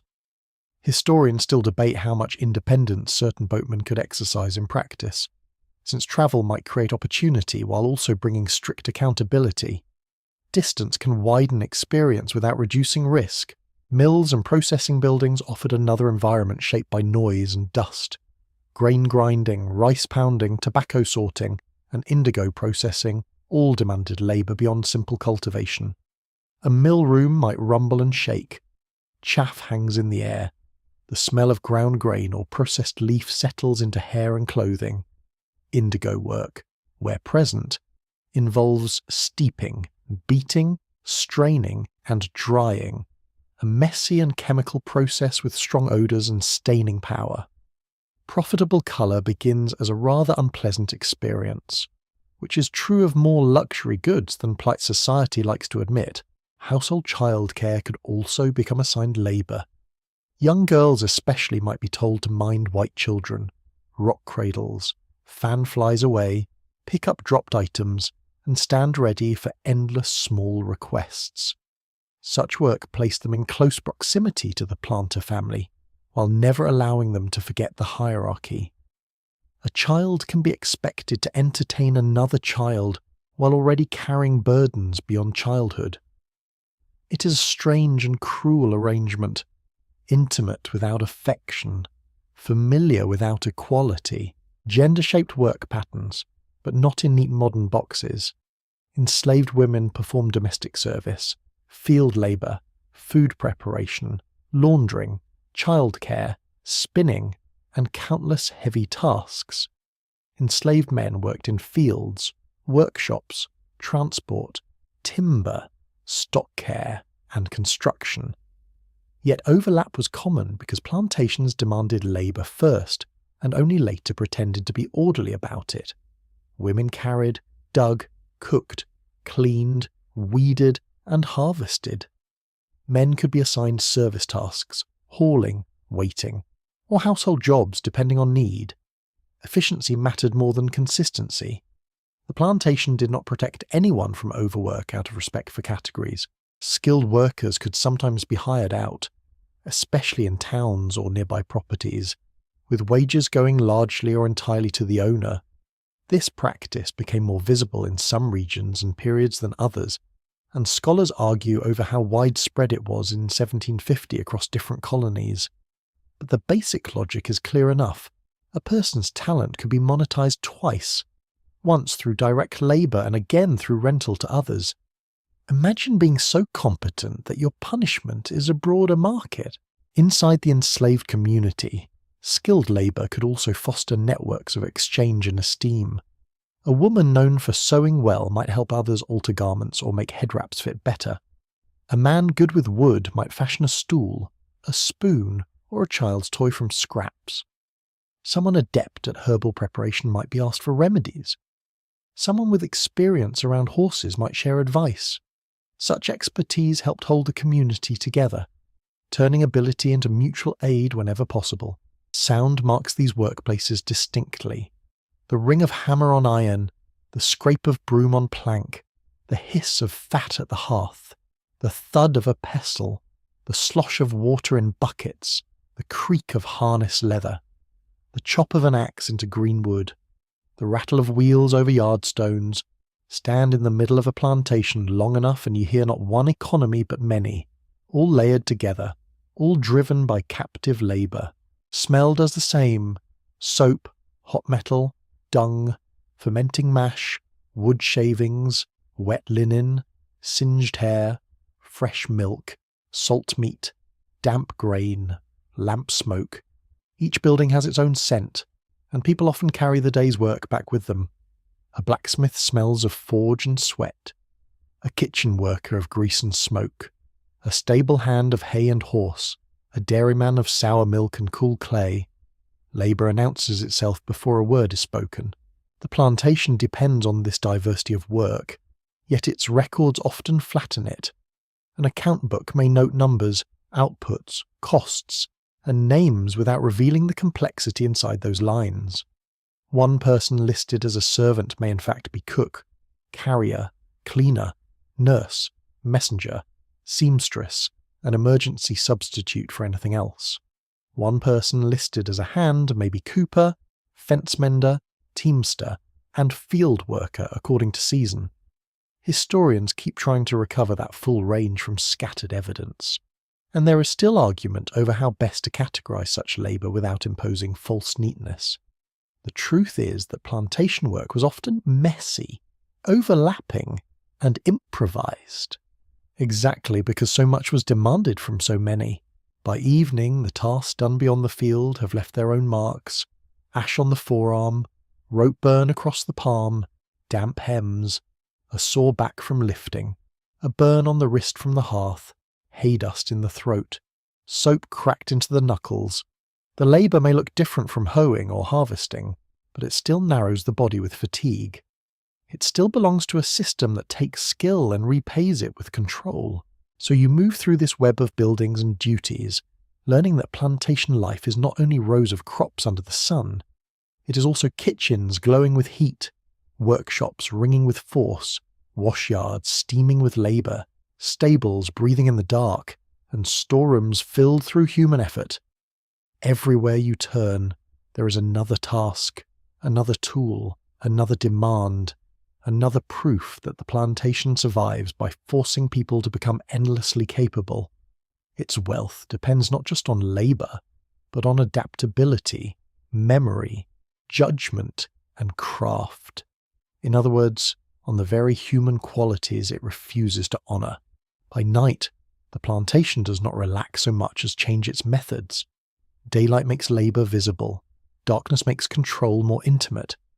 The open field gives way to the yard, the road, the doorway, the patrolled edge of the property, and the listening silence between cabins. Fear feels different here. It is less like the hot pressure of work and more like a hand resting near your shoulder, never quite lifting away. On an expanding plantation in 1750, punishment is not a rare interruption to daily life. It is one of the tools that organises the entire place. You learn this not only from what happens, but from what might happen. A person does not need to see violence every hour to feel its shape. It is built into the pace of labour, the tone of commands, the narrowed eyes of an overseer, the stiffened posture of someone accused, the quiet warning passed between workers, the sudden hush when footsteps approach. The plantation depends on anticipation. If people can be made to expect pain, less pain may be required in the moment. It is a cold calculation, and the system uses it well. Punishment in British colonial plantation society took many forms. Whipping was common and widely documented, though records often describe it with the dead language of management, as if lashes were no more morally interesting than fence posts. Beatings, confinement, extra labour, food deprivation, sale threats, family separation, and public humiliation could also be used. Methods varied by colony, plantation size, crop, owner, and circumstance. Historians still debate how much certain planters exaggerated severity in letters to project authority to other elites. But there is no uncertainty about the larger point. Violence was not incidental, it was structural. The sound of punishment travels. Even if a person is not close enough to see, they may hear enough. A raised voice, a plea cut short, the swish and crack of leather, the sharp silence afterward. Sound has a way of entering the body before the mind can organise it. You feel it in the stomach, in the throat, in the way conversation becomes careful for the rest of the day. On some plantations, punishments were staged publicly. To make an example of the person targeted, terror like wealth was meant to circulate. Overseers were central figures in this machinery, hired to enforce labour discipline and increase production. They often sat between planter ambition and enslaved endurance. Some lived on the property, others moved through it with constant presence during work hours. Their personalities varied, but the role itself encouraged hardness, suspicion, and measurable results. A planter might pride himself on gentility while leaving daily brutality to an overseer. then pretend his own hands were clean because they held a pen more often than a whip. Moral laundering was evidently an old art. Black drivers occupied a more painful and complicated position. On some plantations, especially large ones, certain enslaved men were ordered to supervise labour gangs or transmit commands. They were still unfree and still vulnerable to punishment themselves. Some may have used what little influence they had to shield others where possible. Others may have been forced into harsher roles by pressure from above. The archive rarely offers simple moral clarity here, and perhaps it should not. Coercive systems specialise in making human roles ugly and difficult to judge from a safe distance. Law backed the plantation at every turn. Colonial slave codes defined black people as property, restricted movement, punished resistance, and gave white authorities broad power. These laws differed across colonies, but they shared a common purpose. They transformed racism into administration.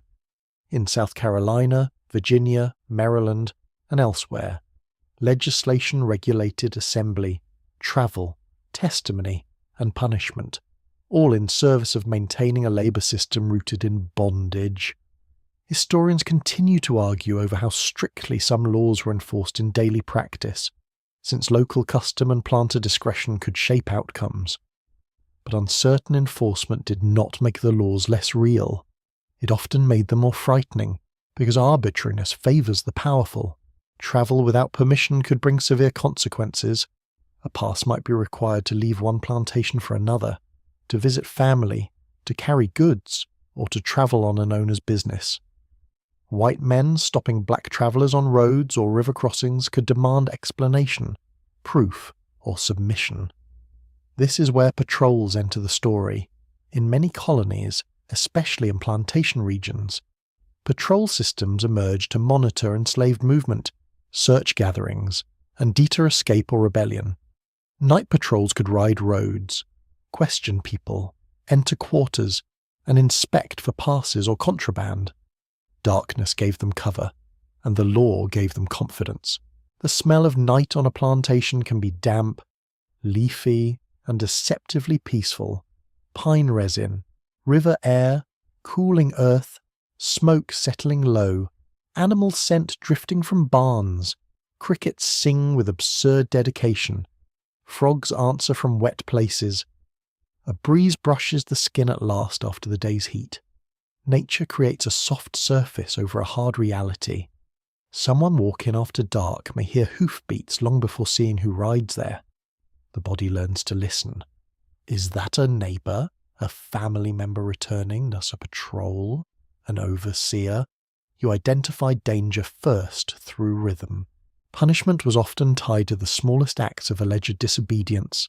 Working too slowly, speaking back, breaking a tool, taking food, visiting a spouse without permission, keeping an item the owner considered stolen, refusing an order, running away, suspected plotting. Sometimes actual defiance occurred. Sometimes the accusation was enough. In a system based on ownership, innocence had weak footing. A person's mood could be interpreted as insolence. Fatigue could be read as laziness. Grief could be labelled sulking. The enslaved had to navigate not only rules, but white interpretations of feeling. Runaway attempts terrified owners because they challenged both profit and authority. Advertisements for fugitives in colonial newspapers reveal a great deal about the system. Though not in ways the advertisers intended, they describe clothing, scars, languages, skills, family ties, walking habits, complexion, and suspected destinations, turning a human being into a moving inventory note. Yet they also reveal intelligence, planning, and social networks. A man may head toward a river, a town, a former workplace, a relative, or a maroon refuge. A woman may carry tools, food, or a child. Historians still argue over the size and durability of some maroon communities in mainland British North America during this period, since evidence is often fragmentary, but resistance through flight, temporary or long-term, was undeniably part of plantation life. There were quieter forms of resistance too, though the plantation often answered them with punishment if discovered. Feigned illness, slow work, broken tools, hidden food, secret meetings, concealed literacy, small thefts, sabotage of animals or equipment. None of these acts were simple or risk-free. Romantic stories can make them sound easy. They were not.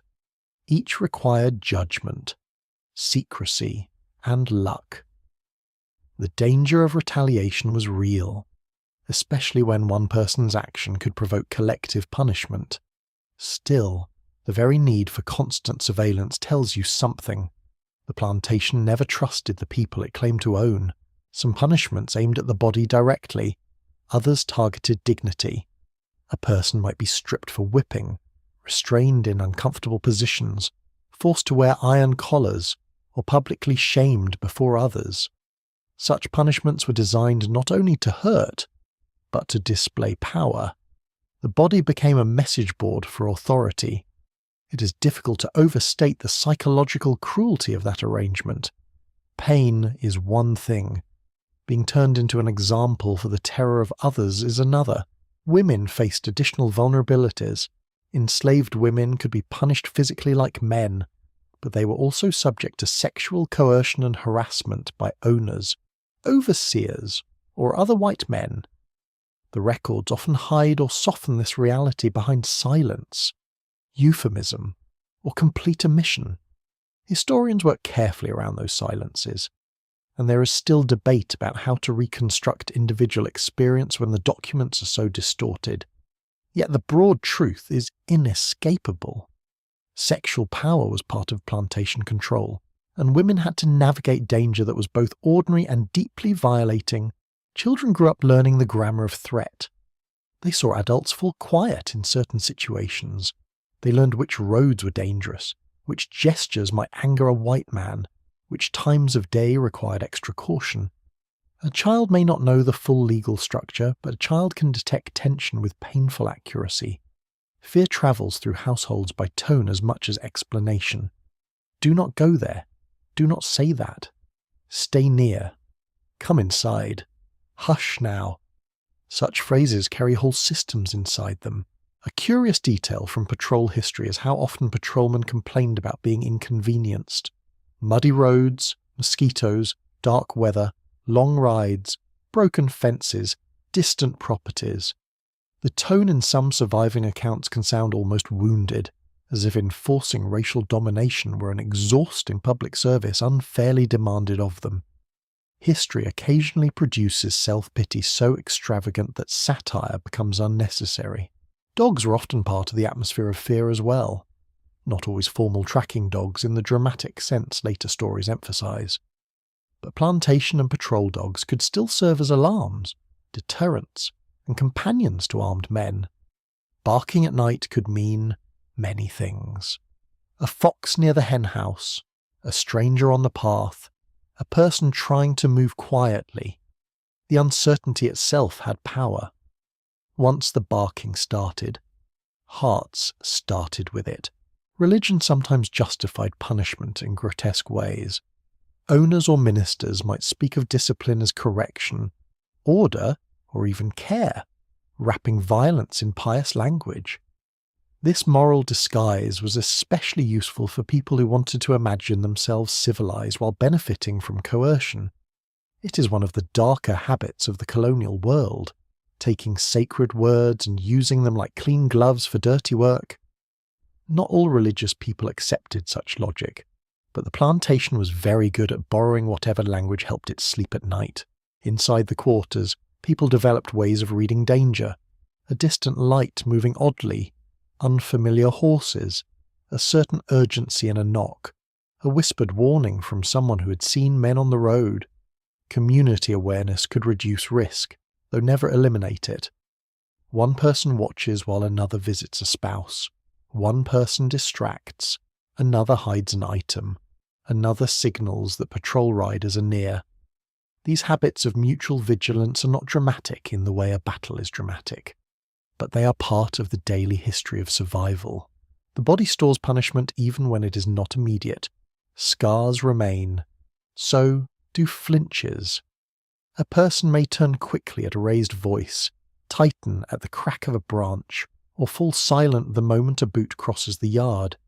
Historians increasingly pay attention to the emotional and psychological dimensions of slavery, though measuring them across time is never simple. How do you archive dread? How do you catalogue the habit of listening for danger before sleep? The answer is that you cannot fully do it. You infer it from fragments, and the fragments are enough. Yet fear did not erase judgment.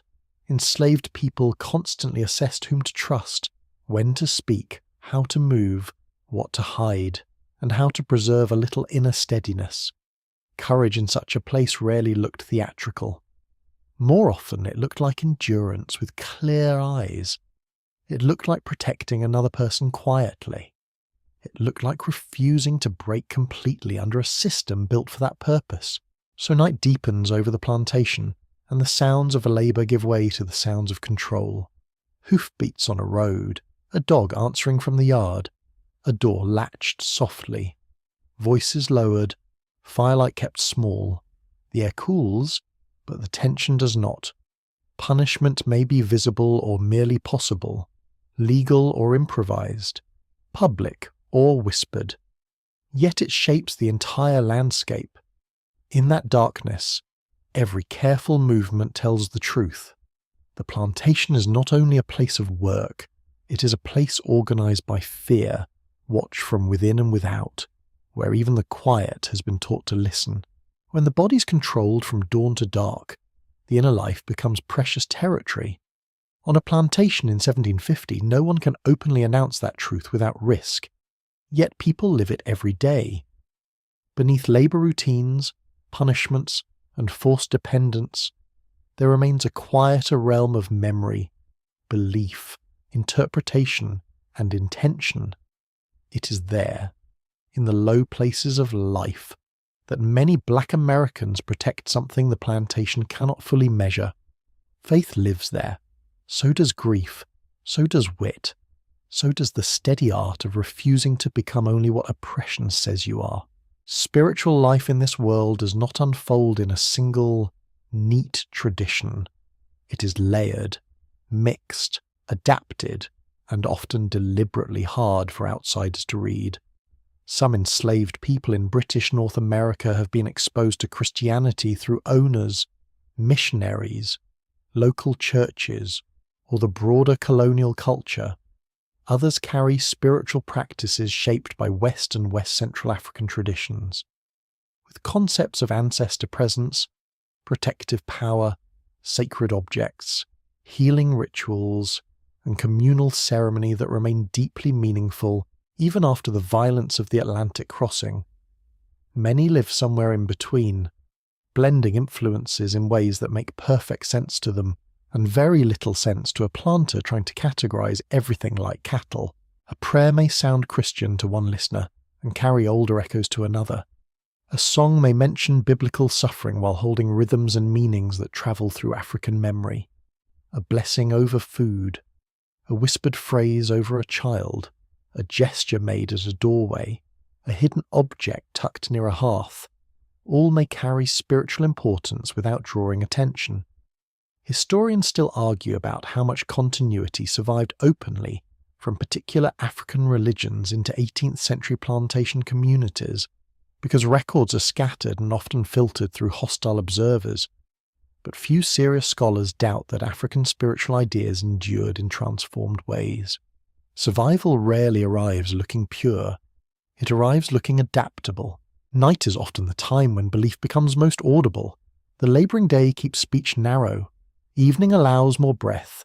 In the cabins or just beyond them, people murmur prayers, hum, speak names, and share stories that carry moral weight. The sound is low and textured.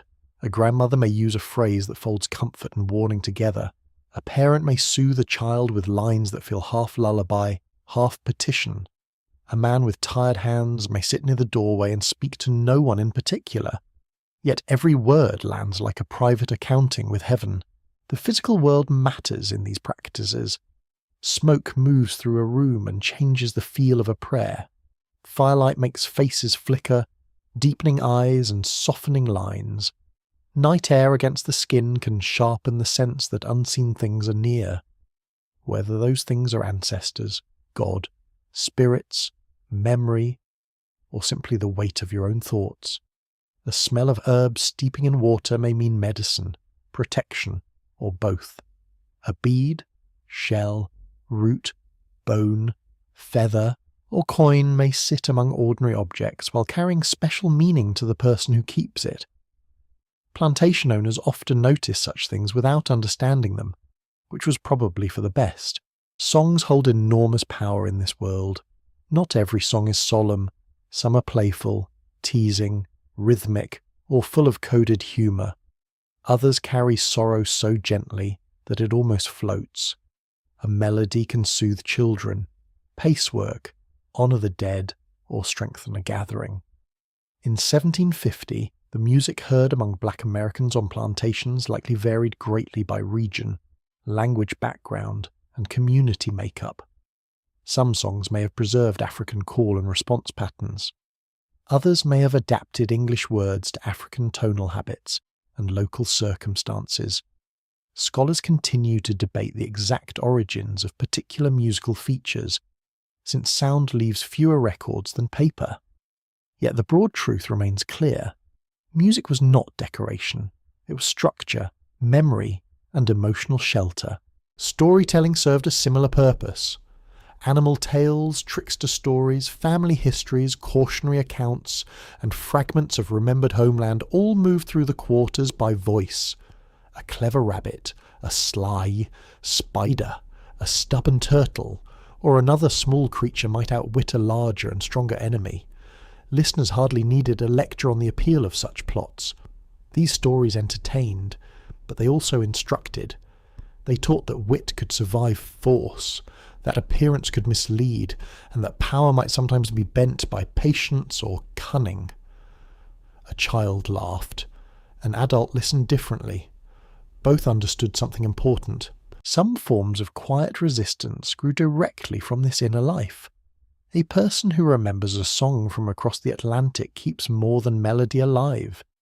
A woman who uses a protective charm, even if she also attends Christian worship, is preserving more than superstition. A man who teaches a child a family phrase or a proverb is transmitting judgment across generations. Such acts do not topple the plantation overnight, but they refuse cultural erasure. That refusal matters deeply in a system that prefers blankness. There are also collective gatherings when circumstances allowed, though these could be risky.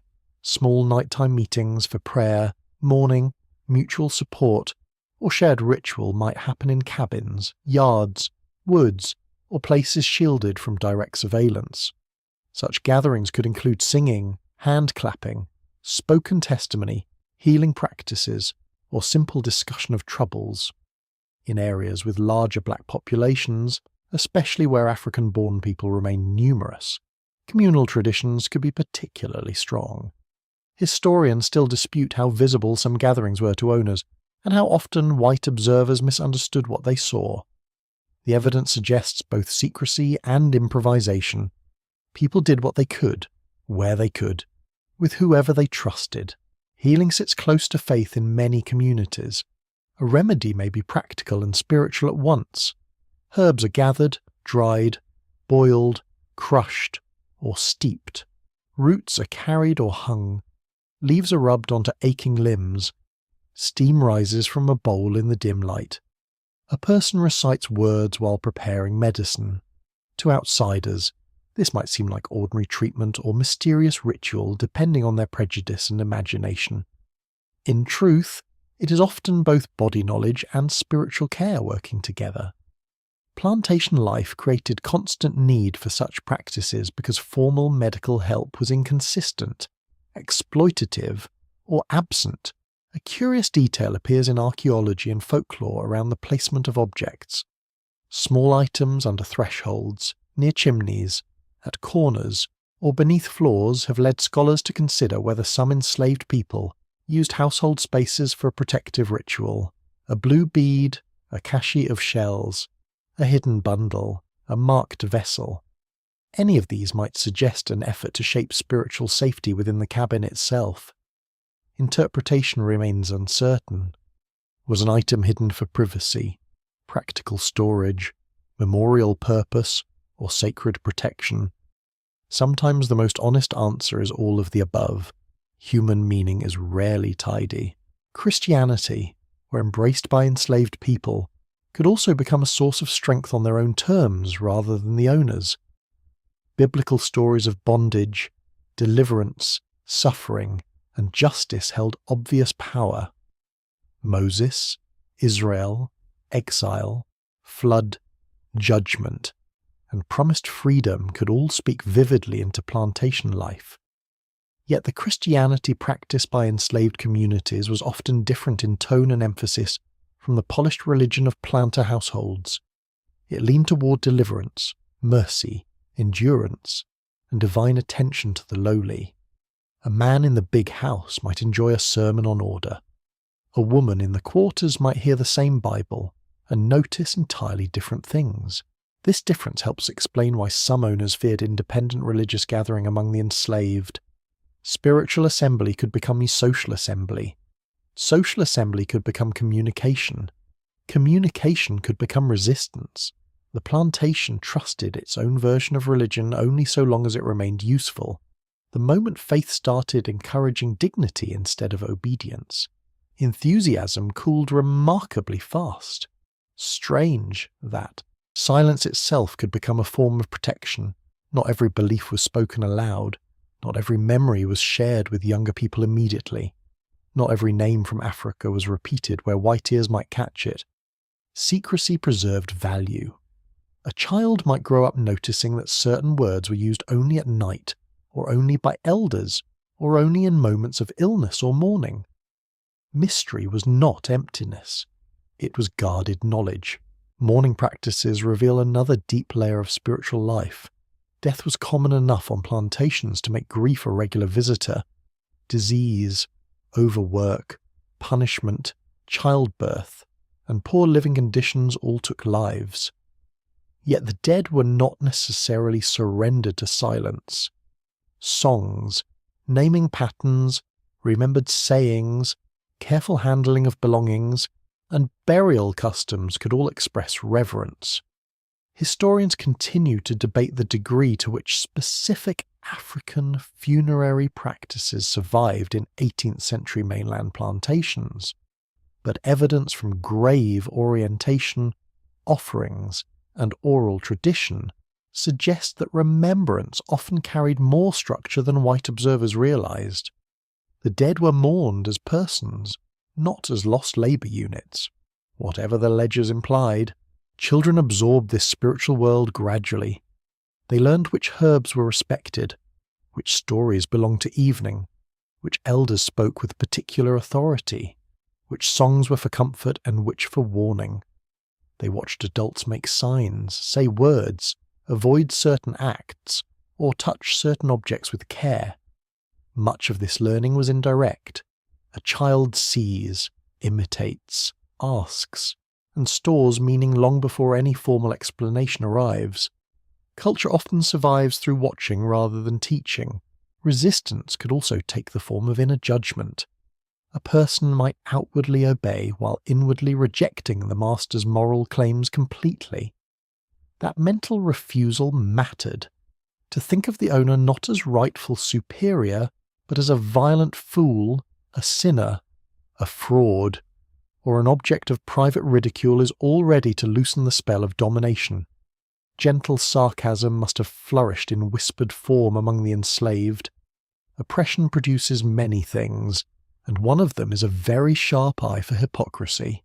Dreams may have held meaning as well. In many African and African diasporic traditions, dreams could be warnings, messages, or signs of unseen connection. Even within Christian frameworks, dreams carried weight. A mother troubled by a dream might change a plan, pray harder, or watch a child more carefully. Historians cannot easily recover dream life from the 18th century archive. which is unfortunate because Dreams probably understood the plantation far better than some of the people writing reports about it. The woods beyond the cleared land could gather spiritual meaning too. Trees, water, darkness, and distance offered both danger and possibility. In some communities, woods served as sites for prayer, refuge, healing work, or secret meetings. The air there smelled different from the yard, richer with leaves, damp soil, bark, and night water. Sounds shifted as well. Owls called, branches clicked, feet moved over roots instead of swept pathways. Outside the immediate architecture of the plantation, a person might feel briefly less observed, though never fully safe. That feeling alone could change the shape of a prayer. All of this inner and communal life complicates any shallow picture of enslaved people as only passive sufferers. Suffering was real and immense. So was thought, so was invention, so was preservation. The plantation worked constantly to reduce people to labour and fear. Black Americans answered, in ways large and small, by sustaining worlds of meaning that labour could not exhaust and fear could not fully erase. So as night settles around the cabins and the air cools against tired skin, voices rise softly where they can. A song passes from one mouth to another. A root dries near the fire. A prayer is spoken over a child. An old tale gathers listeners in its patient net. A hidden object remains where it was placed, carrying its quiet purpose. None of this is accidental. It is the slow, skilled work of spiritual survival, the keeping of memory and dignity in a place determined to strip both away. Within that work, the inner life stays alive, and alive in such a world is already a kind of victory. On a plantation in 1750, black women carry burdens so constant that they can begin to look invisible to anyone determined not to see them. The day asks for labour from their hands, strength from their backs, caution from their tongues, and care from every remaining part of them. They are expected to work hard, endure quietly, nurture others, absorb fear, and continue moving. The system depends on this broad, relentless demand. Yet within that pressure, black women shape family life, preserve practical knowledge, steady children, read danger quickly, and hold communities together with a firmness that often goes unrecorded.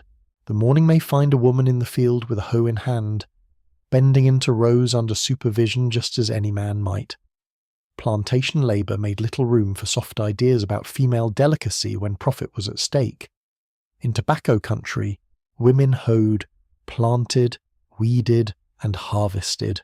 In rice country, they worked in wet ground, endured insects and heat, and carried out exhausting agricultural tasks in landscapes shaped by water and mud.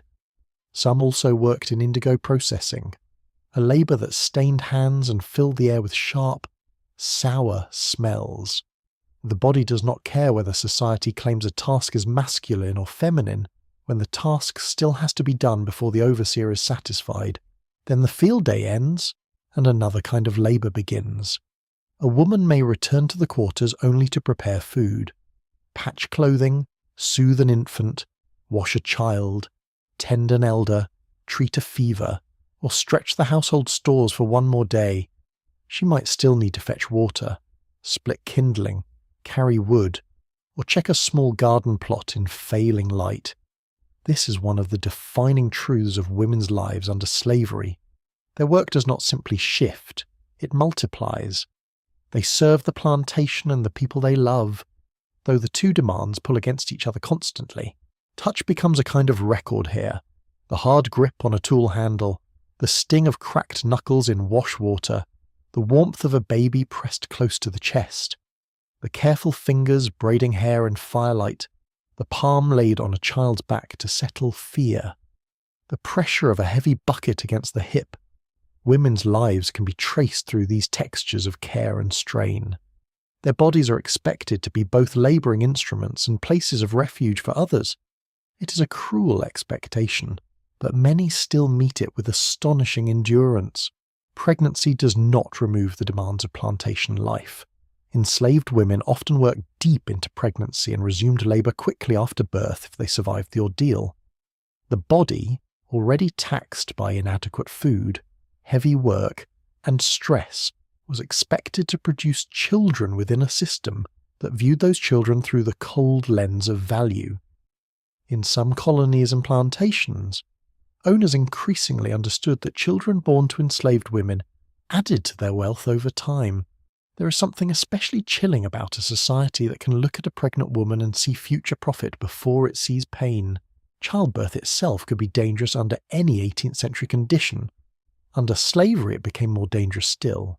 Poor nutrition, overwork, limited rest, exposure to disease, and the possibility of indifferent or intrusive white oversight all sharpened the risks. Yet black women also built networks of knowledge around birth. Experienced mothers and midwives attended labour, read signs in the body, prepared remedies, and helped the mother through pain with skill grounded in practice. Historians still debate how much of this birthing knowledge can be traced directly to specific African traditions, how much was adapted in the colonies, and how much came through exchange with indigenous and European practices. But the larger point is plain. Black women knew things the plantation relied on without respecting. A midwife on a plantation may not own books or titles, yet her authority can be unmistakable in the room. She knows when to massage the lower back, when to boil water, when to hush the anxious, when to speak firmly, and when to wait. She knows which leaves soothe, which tease warm, which positions ease suffering, and when silence is kinder than talk, her hands hold generations of information. White observers often fail to record this with any seriousness, which says more about the observers than about the work itself. Women also carried food knowledge that shaped survival. They knew how to stretch rations without letting them become entirely hopeless. They knew which greens could be gathered, which roots stored, which herbs flavoured a thin stew enough to make it welcome. They understood smoke, ash, heat, timing, and the moods of pots. A woman might transform cornmeal, scraps, greens, and a little fat into something that fed both body and morale. That is not a small skill. Hunger can flatten the spirit. A decent meal, even a simple one, can lift it again. The smells surrounding women's labour are often domestic in the most misleading sense of that word. Soap, damp cloth, wood smoke, hot cornmeal, herbs, old wool, milk beginning to sour, lye, tallow, sweat, and the sweet earthy scent of a sleeping child. These are not the smells of ease. They are the smells of constant work made to seem ordinary because it happens in familiar spaces. The plantation depends on this illusion. If labour happens near a hearth or cradle, perhaps someone might pretend it is natural rather than forced. But the women living it know the difference perfectly well. Sexual coercion forms another harsh layer in women's lives. Enslaved women were vulnerable to harassment, assault, and exploitation by owners, overseers, and other white men who exercise power with little fear of consequence. The archives often blur or conceal this violence. A planter may write of a birth without naming coercion. A census may count bodies and never mention terror. Historians must read such silences carefully, and there is continued debate about how to reconstruct individual experiences when the record is so distorted. Yet the broad pattern is unmistakable. Sexual power was woven into slavery, and women had to live with its constant shadow. This danger shaped daily behaviour. A woman learned to read footsteps, tone, timing, and spaces. Which room is unsafe when the mistress is away? Which path avoids notice? Which errand carries risk after dark? Which man to avoid if possible? And which avoidance might itself be noticed? It is a terrible kind of intelligence to have to develop. Yet many women did, because survival demanded it. Older women often became anchors in the quarters. A grandmother, aunt, or respected elder might mediate quarrels, advise younger mothers, remember kin ties, and pass along stories, recipes, and remedies. She may no longer move as fast, but she sees more. Her authority can rest in observation rather than force. She notices a child's cough before it worsens. She knows which couple is tense before words are spoken. She remembers who was born where, who belonged to whom, and which names must not be forgotten. In community threatened by sale and loss, memory is a form of protection. Young girls grow into this world early. They fetch water, hold babies, sweep, gather fuel, carry bowls, shell peas, stir pots, and absorb instruction simply by standing near the work. Childhood is shaped by imitation. Watch how the cloth is tied. Watch how the baby is settled. Watch how the fire is fed without wasting wood. Watch how the mistress is answered without saying too much. Watch how to keep your face calm when you're angry. These lessons arrive before a child is old enough to name them as lessons. Yet young women also create beauty where they can. Hair is braided in patterns that take time and care. Head wraps are tied with elegance from plain cloth. A dress is patched with neat hands so that repair looks almost like design. A shell, bead, ribbon, or bit of thread may be used to brighten what little is available. Appearance does not become trivial in hard conditions. It can become one of the few areas where self-presentation still carries choice, taste, and pride. A small detail from the world of enslaved women tells you much about resourcefulness. Needles, pins, thread, and scraps of cloth could be treasured almost beyond measure. With them, a woman could mend a shirt, wrap a baby, shape a head covering, repair bedding, or make a rag doll for a child. A tiny metal object no longer than a finger might hold together half the practical life of a household. There is something quietly grand in that. Entire domestic worlds balanced on small acts of sewing. Women's speech helped hold communities together too. They shared news, warnings, comfort, and judgment. A woman might know which family was short on food, which child had taken ill, which overseer was in a foul mood, or which nearby plantation had seen a sale. Information often moved through female networks with speed and subtlety, partly because women's labour placed them at the centre of domestic and communal rhythms. A whispered warning over a washtub or beside a cooking fire could matter as much as any formal message carried on horseback. Humour belonged to women as well. This is worth saying because suffering can make outsiders imagine enslaved women only as solemn figures. In reality, wit survived among them with admirable force. A raised eyebrow, a dry comment, a playful imitation of somebody's foolishness, a quick joke over a smoking pot. All could offer relief. Gentle sarcasm is sometimes the last luxury left, and people are remarkably unwilling to surrender it. Women also played important roles in spiritual life. They sang, prayed, healed, interpreted dreams, protected children, and maintained practices that blended religion with practical care. A woman might tuck a charm near a doorway, murmur a prayer over wash water, or place herbs under a pillow for a feverish child. She might sing a lullaby that sounds simple on the surface while carrying old memory beneath it. Historians still argue over the meaning of some household rituals, especially when material evidence is sparse. But the recurring presence of women in healing and domestic protection is difficult to miss. Not all women occupied the same position. Age, complexion, skill, region, health, and assignment all shaped experience. A woman working in the big house faced close surveillance and intimate danger. A field worker endured direct physical exhaustion and exposure.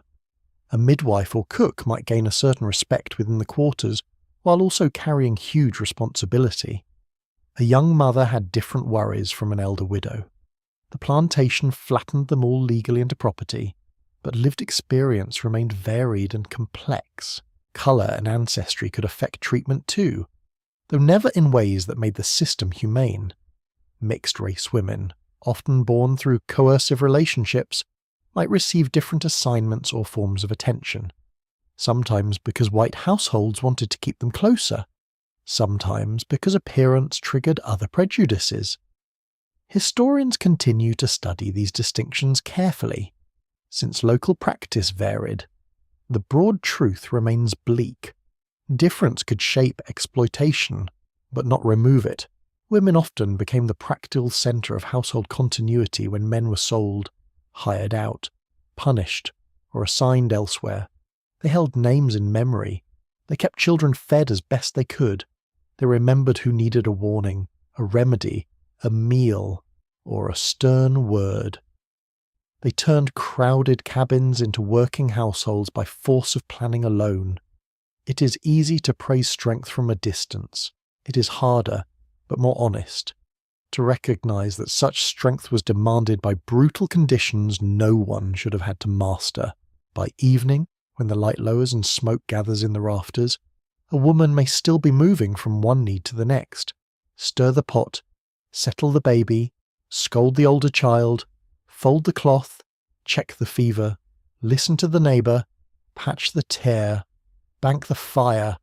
Her own fatigue must wait politely in the corner until the rest is done.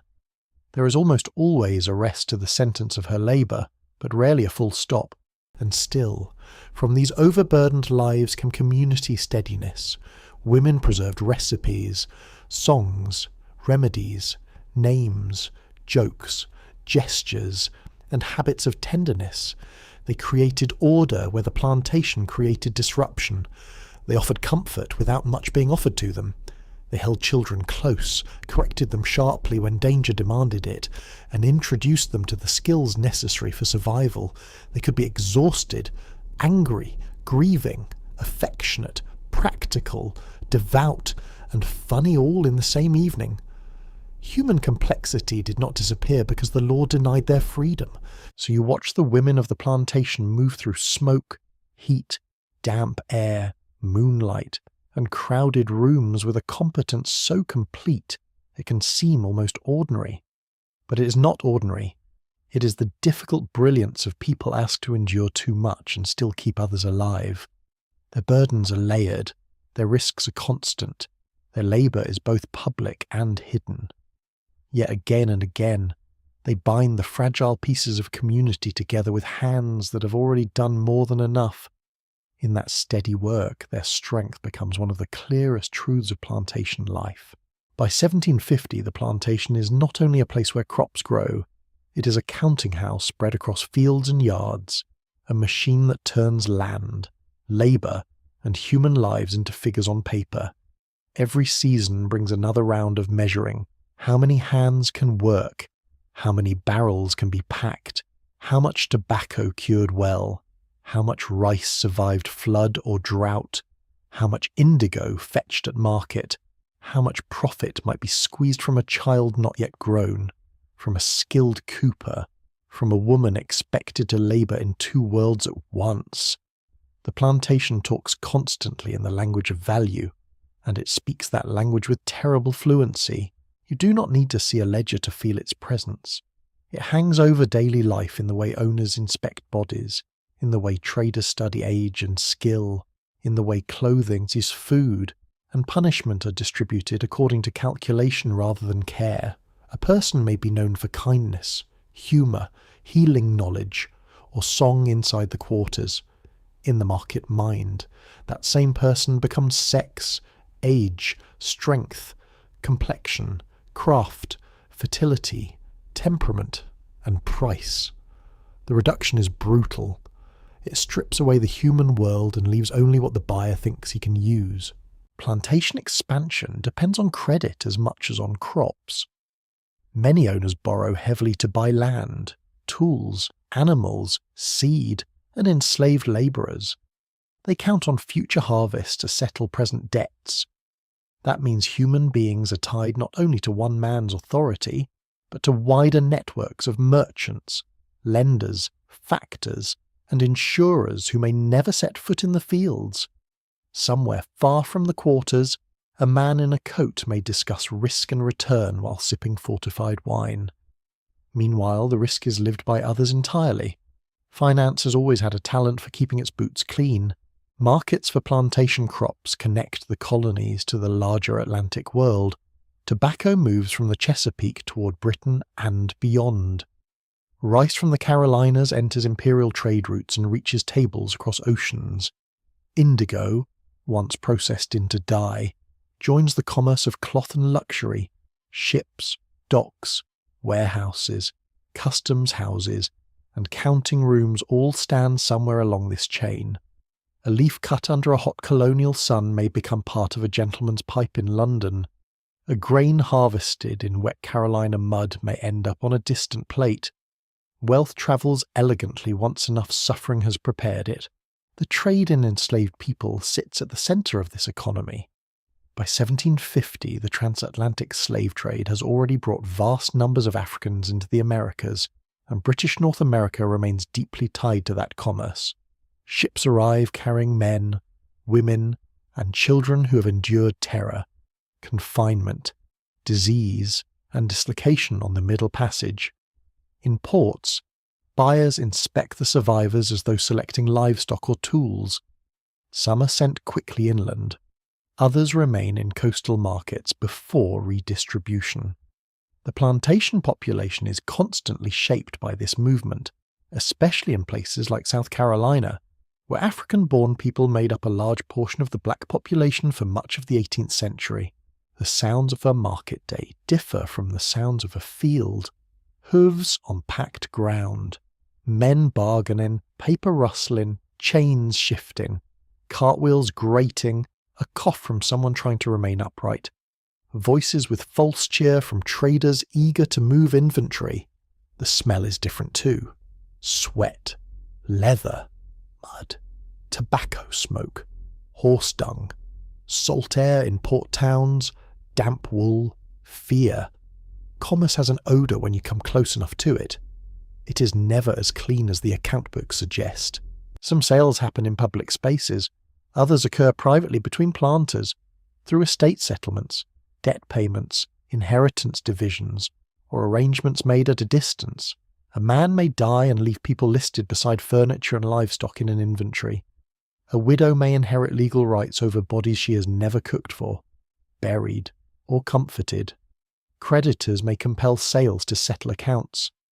A child can be transferred because numbers on paper have failed somewhere else.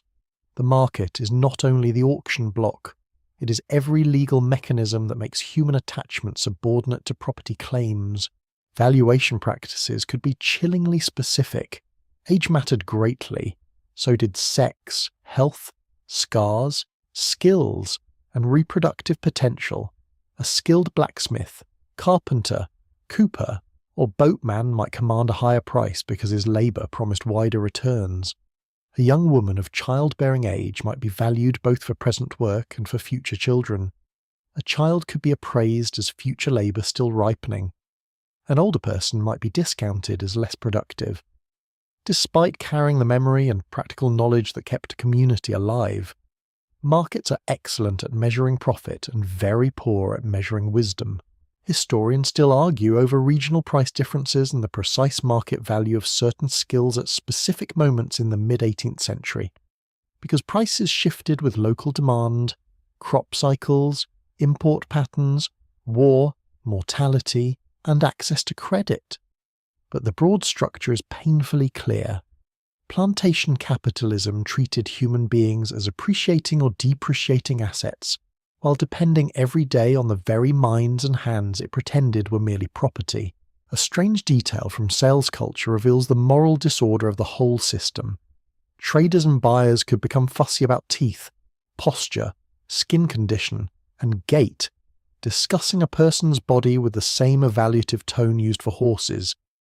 Yet these same men often like to speak of civilization, honour, and Christian order. History does occasionally give hypocrisy such polished shoes that it almost seems to admire itself. Insurance and maritime trade also linked plantation life to distant wealth. Cargoes of tobacco or rice could be insured, ships could be financed through complex partnerships, merchants extended credit against future sales.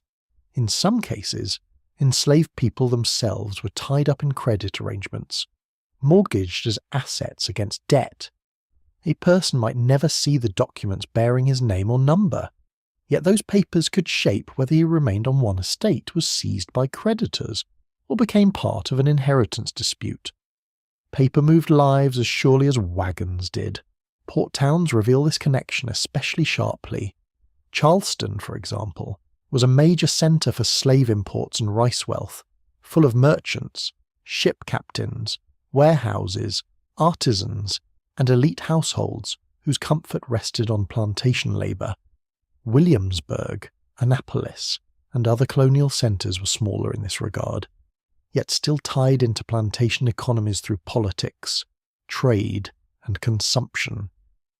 Enslaved labour did not sit out in the countryside as some isolated moral problem.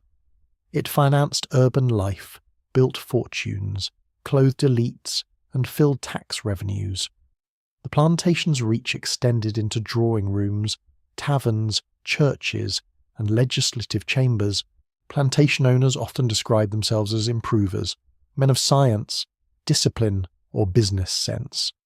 They wrote letters about yield, drainage, soil exhaustion, seed quality, and market prospects. Some experimented with crop rotation, tools, or management techniques.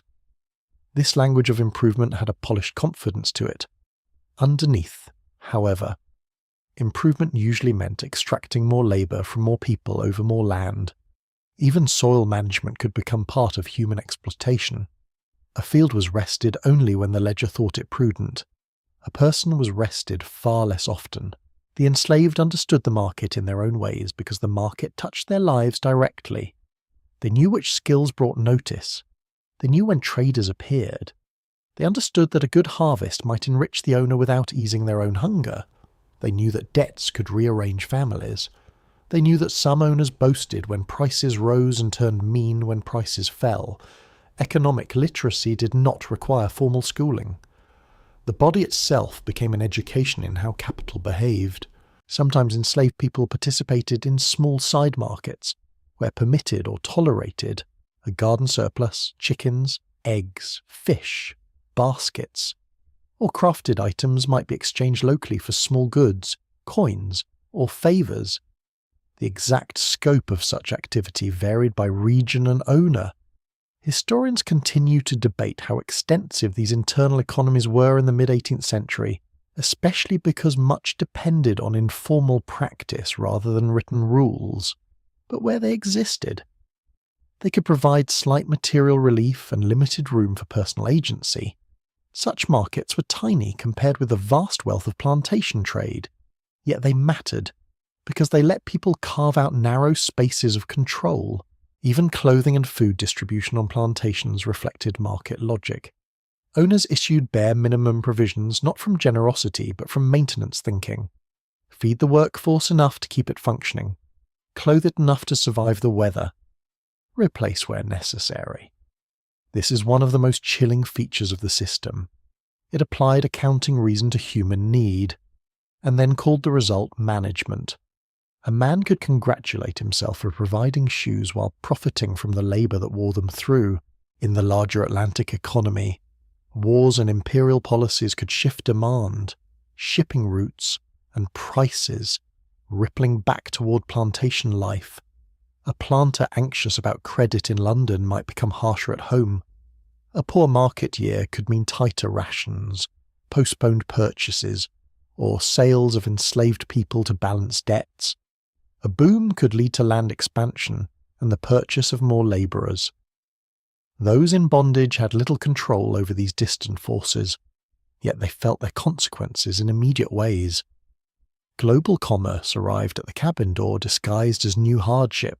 There is a cruel intimacy to the way the market reads the body. Strong shoulders become price. Scarred hands become price. A woman's womb becomes price. A child's growing height becomes future price. A man's skill at barrel making becomes price. A calm temperament, a rebellious reputation, a limp, a cough, a missing tooth, a knowledge of boat routes, all can be translated into monetary terms by someone standing safely outside the life being judged. This constant conversion of personhood into value is one of the defining experiences of plantation slavery. And yet even here, the market never sees everything. It cannot price loyalty between kin accurately. It cannot enter a whispered joke. It cannot measure the meaning of a song sung low at night. It cannot fully understand how a woman keeps 3 children clothed through scraps and planning, or how an elder holds memory for an entire community. Markets are powerful, but they are spiritually dull. They know the cost of a skilled carpenter, and nothing of the stories in his head. A small but telling irony runs through plantation commerce. Owners depended on enslaved skill to make goods fit for sale, to judge harvest readiness, to process crops properly, to pack barrels securely, to manage animals, and to move produce to market. The better the enslaved performed, the richer the owner grew. Yet the ideology of slavery insisted that black people were inferior dependents requiring white control. The system daily disproved its own theory and carried on regardless. Few things are more stubborn than profitable nonsense. By the close of day, when figures have been muttered over supper in the big house or scratched into books by candlelight, the plantation may seem to have reduced life to arithmetic. Acres, pounds, heads, prices, debts. But beneath that arithmetic stands the living reality that makes it possible. People who ache, think, plan, fear, and endure. People whose labour travels outward in ships and ledgers while their own lives remain tightly confined. The market reaches far, across rivers and oceans, yet it begins in the closest places, in the hand lifting a basket, in the back bending over a crop, in the child watched with worry because even childhood has a future price attached to it. So the plantation's profits rise into the wider Atlantic world clothed in fine words like trade, enterprise, improvement, and prosperity. But if you stand near enough to the truth, you hear another vocabulary beneath them: sale, debt, appraisal, inventory, cargo, collateral. Those words are colder, and they come nearer to reality. For black Americans in 1750, plantation expansion means not only more work and more land under cultivation, it means being drawn ever deeper into an economy determined to calculate human worth in the harshest possible terms. Then call that calculation progress. Night settles over the plantation with a patience the people inside it cannot afford. The last visible work fades from the yards. Smoke thins above the cabins and drifts into the dark air. The fields, so harsh under the sun, become flat stretches of shadow where rows disappear and the land seems briefly willing to forget what was demanded of it. For black Americans in 1750, this hour brings no real freedom, yet it does bring a change in feeling. The body, driven all day, begins to loosen by degrees.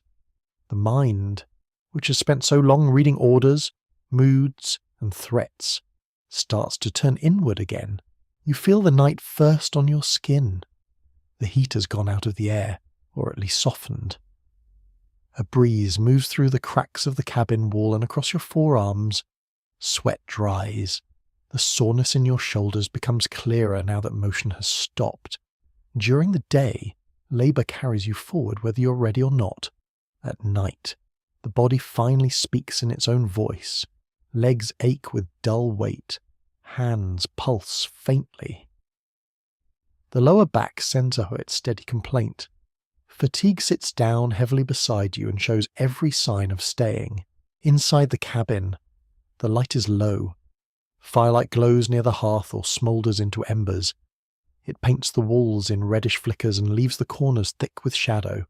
Faces appear, vanish, and return as people move through the room. Clothing hangs where it can dry. A pot cools slowly. The smell is close and familiar. Smoke, ash, damp cloth, worn blankets, wood, skin, old straw, herbs if someone has steeped them, food if any remains. It is not a grand atmosphere, but it belongs to the human work of making life continue. The plantation likes to end its day in numbers. How much was cut, carried, cooked, repaired, or counted.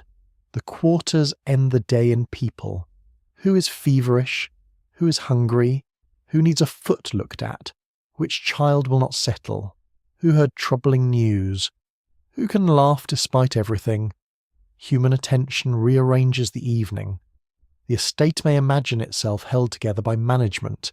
In truth, much of what keeps it from collapsing into misery faster than it does comes from the care enslaved people extend to one another when no ledger is watching. Conversation grows in small pockets. It does not always arrive as serious speech. Some of it is practical. More wood tomorrow. That shirt still needs mending. Do not let the little one wander. Someone needs to visit the woman with the cough. Some of it is teasing.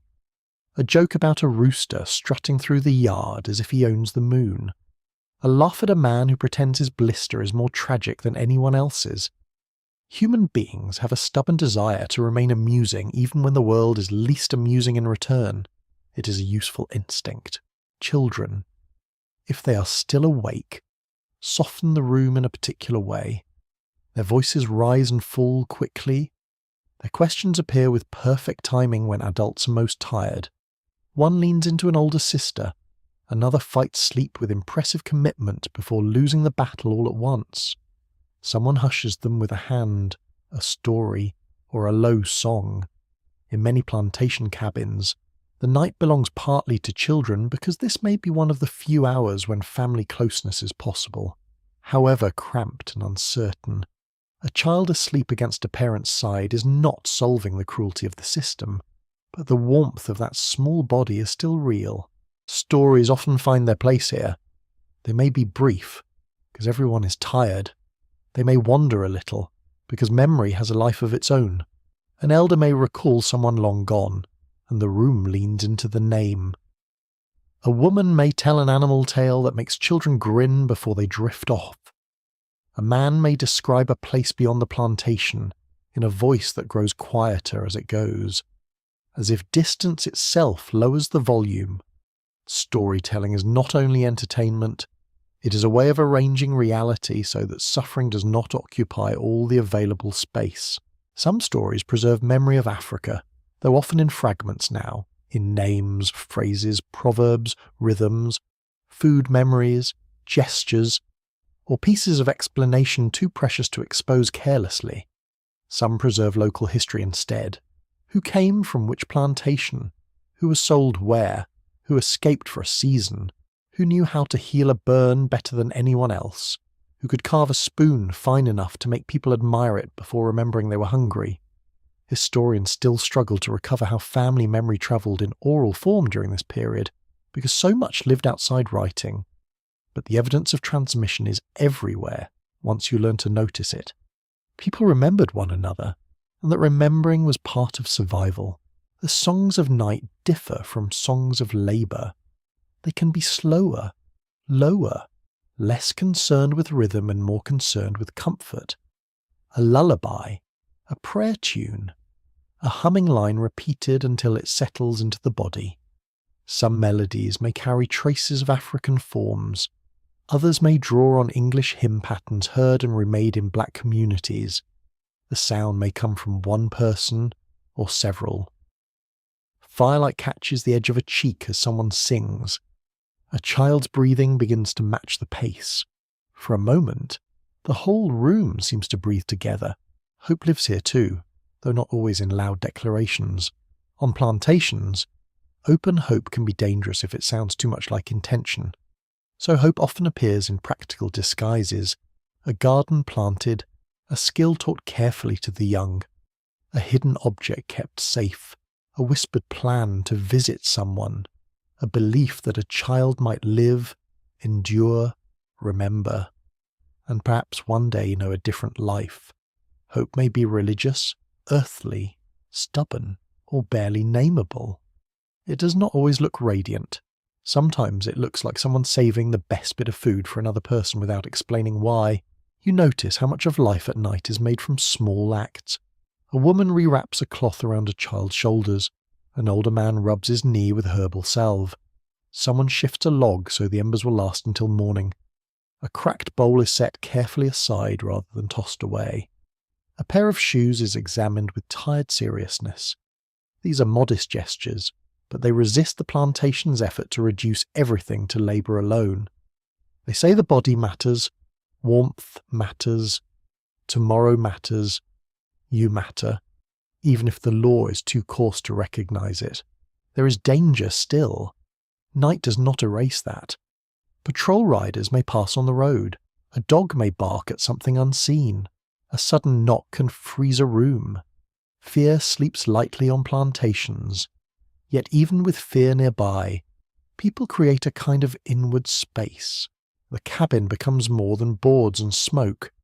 It becomes a shelter made of attention, habit, memory, and low-voiced trust. Not perfect trust, because hard lives bring strain and disappointment too. But enough trust to lie down among others and let your eyes close. The older people in the room often carry the deepest stillness, their movements slow by pain or age, their hands shaped by long use, their eyes sharp in half light. They may say little, yet their presence steadies the air. An elder woman may watch the children settle and adjust a blanket with exact tenderness. An elder man may sit quietly near the door, listening to the sounds outside with practiced judgment. In many communities, age brought not only hardship but authority, because memory and survival had accumulated in the same person. A body worn down could still hold a mind full of maps. Black life on expanding plantations in 1750 is often described through the force imposed upon it, and rightly so.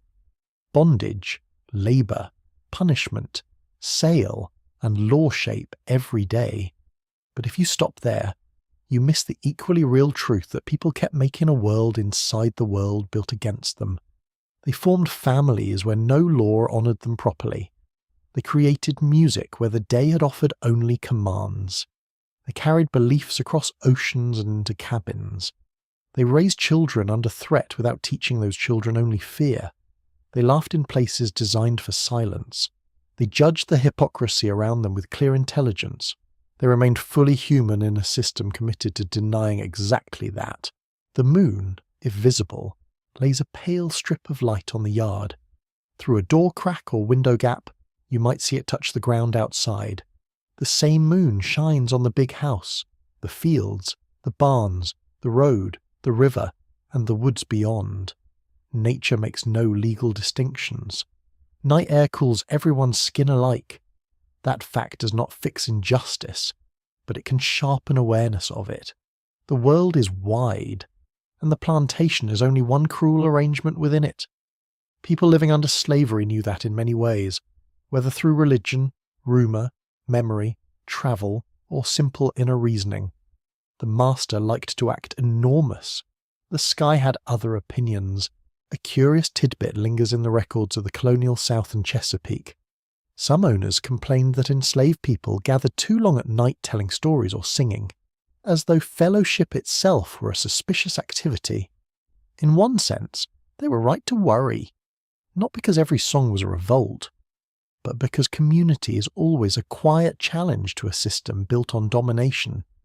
A people who still sing together have not disappeared into obedience.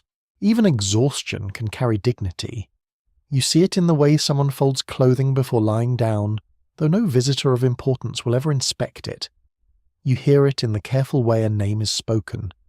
You notice it in the patience with which food is shared, in the refusal to waste, in the insistence that a child be comforted though everyone is tired.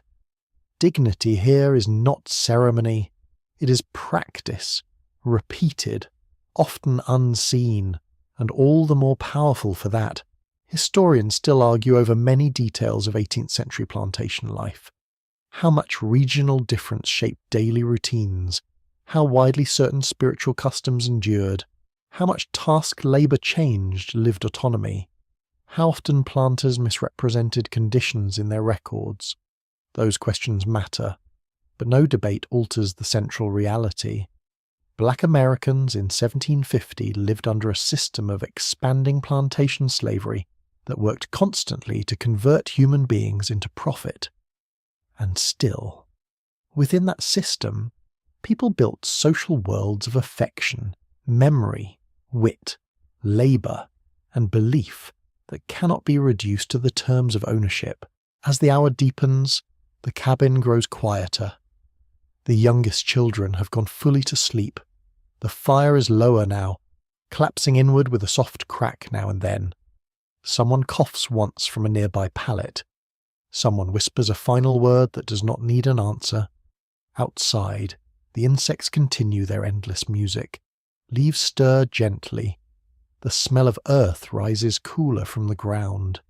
In the distance, perhaps very far, perhaps only in imagination, water moves with the same calm sound it made before the plantation existed, and will make after everyone in it is gone. You lie down at last. The bedding is thin, but tiredness makes a kind of cushion of its own. You settle shoulder, hip, and knees into whatever place is available. The ache in your limbs does not vanish, but it becomes familiar enough to rest beside. Above you, the rafters hold smoke and shadow. Around you, others breathe in uneven chorus. Some sleep deeply, some sleep lightly. Some hover in that middle place where the mind drifts but still listens for trouble. This, too, is part of plantation night. And yet beneath the fatigue, beneath the fear, beneath the rough boards, thin blankets, and uncertain tomorrow, there remains something unbroken, not untouched, because the system touched everything, not unhurt, because hurt was constant, but unbroken still. It lives in the songs that survive low in the throat, in the prayers whispered into children's hair, in the stories carried by people who own nothing yet remember everything important, in the kindness that outlasts rationing, in the humour that slips through tired lips, in the refusal to let the soul become as narrow as the row, the ledger, or the law. So the plantation night holds its two truths at once. It is a place of confinement, watchfulness, and forced weariness. It is also a place where black life continues to make meaning in defiance of all that pressure. Under the moon, beside embers, within cabins built to contain bodies but never quite able to contain spirit, people endure with a quiet fullness that history is still learning how to hear. And as the sounds of the night settle more softly around you, that fullness remains steady as breath, warm as a hand in the dark, and alive enough to carry one more human day. The night grows gentler now. The sounds pull farther apart. A last ember shifts and glows, then rests. The room, once busy with low voices and tired movement, settles into a softer rhythm of breathing and silence. Outside, the air drifts cool across the yard and through the trees, and the world seems, for a brief while, less demanding than it was under the sun. You let the darkness become simple. No ledgers here, no commands just now. Only the faint smell of ash and wood. Only the weight of blankets, the rough comfort of a shared room. The distant song of insects carrying on with their tiny night business. You do not need to fix anything in this moment. You do not need to measure the day. You only rest inside the quiet knowledge that even in a life shaped by so much hardship, warmth was made, names were remembered, songs were kept, and tenderness survived. The fields are hidden now. The roads are hidden too. The big house is only another shape in the dark. Above everything, the same sky stretches wide and calm, untouched by fences, untouched by pride, untouched by the narrow claims of those who believe they could own other human souls. The stars, where clouds allow them. Look down without hurry, and slowly, very slowly, the whole plantation seems to fade into softer edges. The cabins, the yard as the trees, the sleeping ground, breath in, breath out. Let the fire dim, let the night deepen, let the story grow quiet. Somewhere in the dark, a final whisper of wind moves over the land, and then even that grows faint. What remains is stillness, and in that stillness, rest.